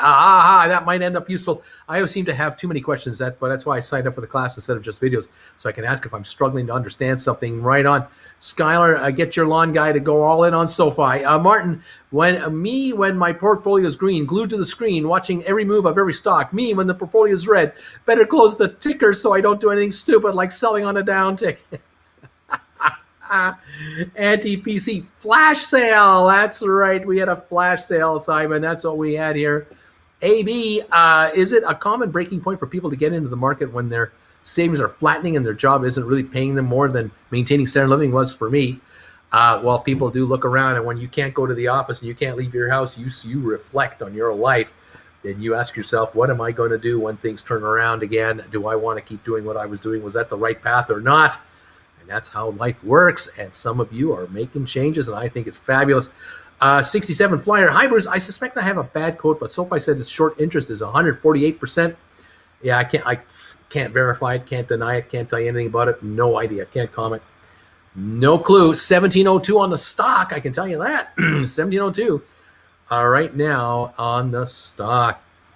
The Dow is up again. It's now up 32 points. S&P is up 3.2 points. The NASDAQ down 38. The markets are turning around and getting stronger coming on right now. The question is, how much stronger will they get? Will this go right through all resistance, and will we have a higher market today? I've suggested it's possible that we have an update today. That is doable. We're up 91 cents on IBM now to 139.69, getting stronger. And the Dow up 31.8 at the moment for the industrial index, the best level since 10 o'clock this morning.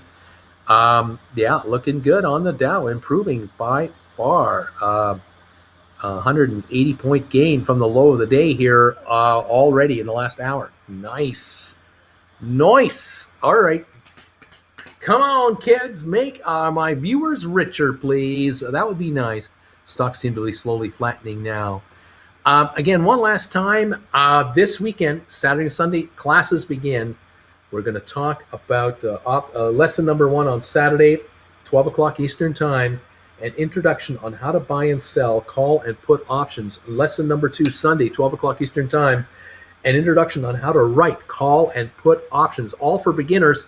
We're going to go through the basics, and we're going to use real-life examples. We're going to talk about stocks that we are following right here on both of these classes, so you'll be able to relate to exactly what we're talking about. You know what stocks we're talking about. You know what these shares have been doing lately. We'll be relating to contracts going forward. I'll be doing the classes live right over there in front of the whiteboard, just down the other end of the living room here. And you'll be able to make comments, ask questions all you want, just like on the format here. You don't have to worry about how you look, because you're not going to be on camera. We're not doing it in a Zoom format. We're doing it in this format. So you can schlep around the house. You can sit in bed and watch the class. You can lie in your hammock in your backyard and watch the class. Sit on a picnic table. Whatever you want to do. Don't worry about what you're wearing. Don't worry about what your hair looks like. Even if you're smacking and eating something, we won't hear you. Won't matter. We don't want to hear about it. It's all right. We'll have some fun on Saturday and Sunday.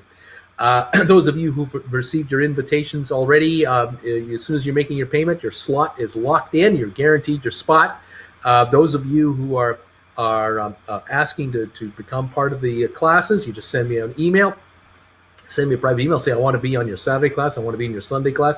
We will send you an invite if there are any slots left. Jennifer and I will be looking between now and the next show how many slots are left that we can offer, and we'll let you know. After that, of course, once we're sold out and they're all paid out, then what will happen is all of you are eligible to grab these shows. Once we edit them, after we air them, we'll edit them and we'll have them posted Saturday night and Sunday night and for perpetuity. And you can watch these anytime you want, as many times as you want. Those watching live, you will not only watch the show live, you'll be part of the show. You will then get an email from yours truly. Jen and I will send you emails for both of those shows, both those classes, with links to the reruns, and you can watch the edited version again and again and again as well. So that's your double whammy for becoming members of the audience or being students for the live classes. $150 admission fee to the class, $100 admission fee to the reruns. And I think you're going to make a lot of money watching these classes. You're going to learn a lot that will help you save money, not make mistakes, and also make you money too. AB, why the slump on July 6th? Just travel spending wasn't as high as expected? I don't know. So if SoFi could pop $2, I would be in the money for a very cheap $19 experimental call I bought on July 9. Probably going to die not in the money, but hey, always a chance to have some for $17.52. Well, $17.02. We'll see if there's going to be a come around here. Gone and order ready if we revisit 180. AB, how soon after filming the live class will they be available to purchase to watch anytime we want? Should be that night. This weekend we'll be ready the Saturday night and Sunday night. Next weekend, you're going to have to wait till Monday because my editor, I'm only having her work this weekend. She gets weekends off. But she'll be on the reruns first thing Monday morning on both, and then by Monday afternoon or noontime, they'll probably be up. But we'll let you know. Don't worry, we'll let you know. We, as a society planet, really should have ironed out the whole telecom semiconductor thing before building those massive cities and highways. Bertie, I haven't received my invitation. I paid already. Oh my gosh, we're in. Schlep? What? I don't know what that means. I truly think that SoFi 16.8 is the lowest support line. Would be interesting to see the close tonight. 17.05 right now on SoFi. Larry, where is the website? We haven't uploaded it yet. It'll be released, we think, tomorrow. I think we go live tomorrow. So stand by. I'll have the link down below as soon as it's ready. Do not fret. I'll even post it on here for you when we're ready. Oh, your editor is a girl. Good move. Yes, she's great. She does a great job for me. And Aaron, I've learned a lot watching those broadcasts the last few months. I'm looking forward to these classes to build on that knowledge. Fantastic. I'm looking forward to getting them going. I really am. As you have to know, I've been itching to get these started for weeks, but it's been the logistics of doing it all that's been holding us up. But finally, we are through that because the website is about to launch, and then we can get her done. Yes. Hi, Uncle Bruce. Wally's World. Let Auntie Jen know That is a gallium sphinx moth, Hyles galili. There is an entomologist in my world. There we go. Thank you. Well, appreciate the answer to the skill testing question. Thank you. SoFi 1707, 1711 on SoFi. We just popped about a nickel here on a couple of trades. SoFi just jumped up, still down 24 cents, but the low was 16.80 today on SoFi. We're now up 31 cents from the low on SoFi within the last hour. So we've really turned it around. 183.62 on GameStop. ATIP is still at 828, AMC 44.71, Gore's at 14.74, 23andMe at 10.20, down 1 penny a share. That's where we're at right now. SoFi popping. Here we go, a little at least. It's right. It's ready to go. Down a quarter, 17.12, coming on again. Looks like DraftKings was doing the same thing our SPACs are doing for took off and never went down to the teens ever again. Yep, that's what you got to do. You just got to wait out these early days and get ready for a run. A good run, and you will make, I hope and expect, a ton of money. 17.14 on SoFi. This is the highest level since this morning, I am sure. SoFi, we haven't seen this level since about 10 this morning. It is definitely moving up. 17.16. It's only down 19 cents now. SoFi moving higher. The stock market crashes are worse than divorce. You lose half your money and the wife. Your wife's still around. It's unbelievable. What are you going to do? 17.13 on SoFi as we are now popping around a little bit here on the SoFi. 183.80 on GameStop. The Dow up 54. S&P is up 6. NASDAQ down 35. Oil down 169 a barrel. 2 out of 3 markets, and then oil is down 2. You think SPACs will be the norm rather than IPO as retail investors come out to the norm? I don't know. AB, that I can't say. Kev Lane, that's awful, laughing out loud. Yeah, I don't know. That one I can't say. We'll just have to watch this phenomena. Go from there. Can't tell you. Can't tell you. Yeah, the China stock situation, awful. All China stocks are under pressure. They're all being interfered with by Beijing. They don't care about you guys as investors here in the United States. They don't give a damn. They're not going to allow these companies to divulge their books to any kind of a serious audit level. They are going to use the old national security crap as a way to hide it. I just have a feeling that the Communist Party is involved in the inside workings of these companies without disclosing it. I believe that they control a lot of the board of directors. I believe that they own the shares through nominees, and they're not going to play ball with regulators to any great degree. Although, will they remove the listings from New York and go to Hong Kong or Shanghai? Oh, Lord only knows. I don't know, but I wouldn't trust any Chinese stock deal at all. Hey, Uncle Bruce, I got 17.50 July 16 call for SoFi at $1.54, down 87 cents. Should I just hang it out to dry or close for a couple of bucks?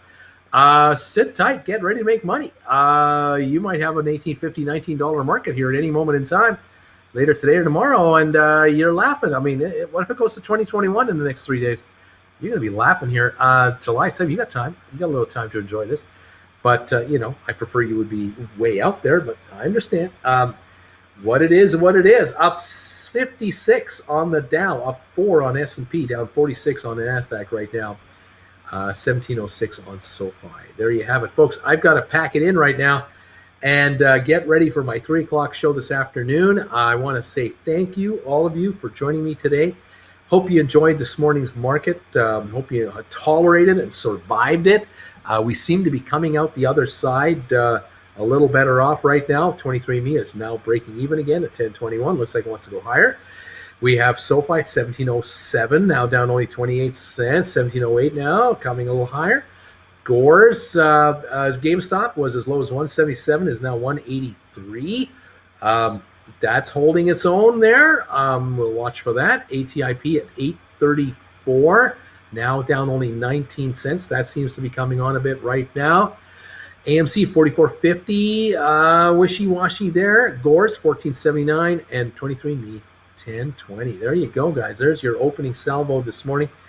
let's hope we have a little recovery between now and 3 o'clock and a big surge in the last hour and make these low prices today seem like a distant memory. That would be terrific. I know some of you got some good deals this morning, and I congratulate you. Thank you, Anita. Good laugh, says Kevlin. Says Mr. Seneca. Tell Jen I don't wear big boy pants. They're called pantaloons for your info. Getting used to them for when I sit on my throne purchased with SPAC earnings. Thanks, Uncle Bruce, for being live and having a good break at all. Have a good break. See y'all later there. AB, see you, Bruce. Thank you, guys. All of you for being here. Thank you for subscribing to the shows and the classes coming up. Thank you for being members of this channel. Thank you for the PayPal donations and regular donations. We love you. And let's get ready to make some more money this afternoon. Let's get richer. And I'll see you later today at 3 o'clock Eastern for the last hour of the day as we close this market out today. Hopefully a lot richer than when we started and even at the low of the days. Let's see what's going on. I'll be here. You join me too. And I'll see you soon at 3. Goodbye, everybody. See you later. Bye-bye.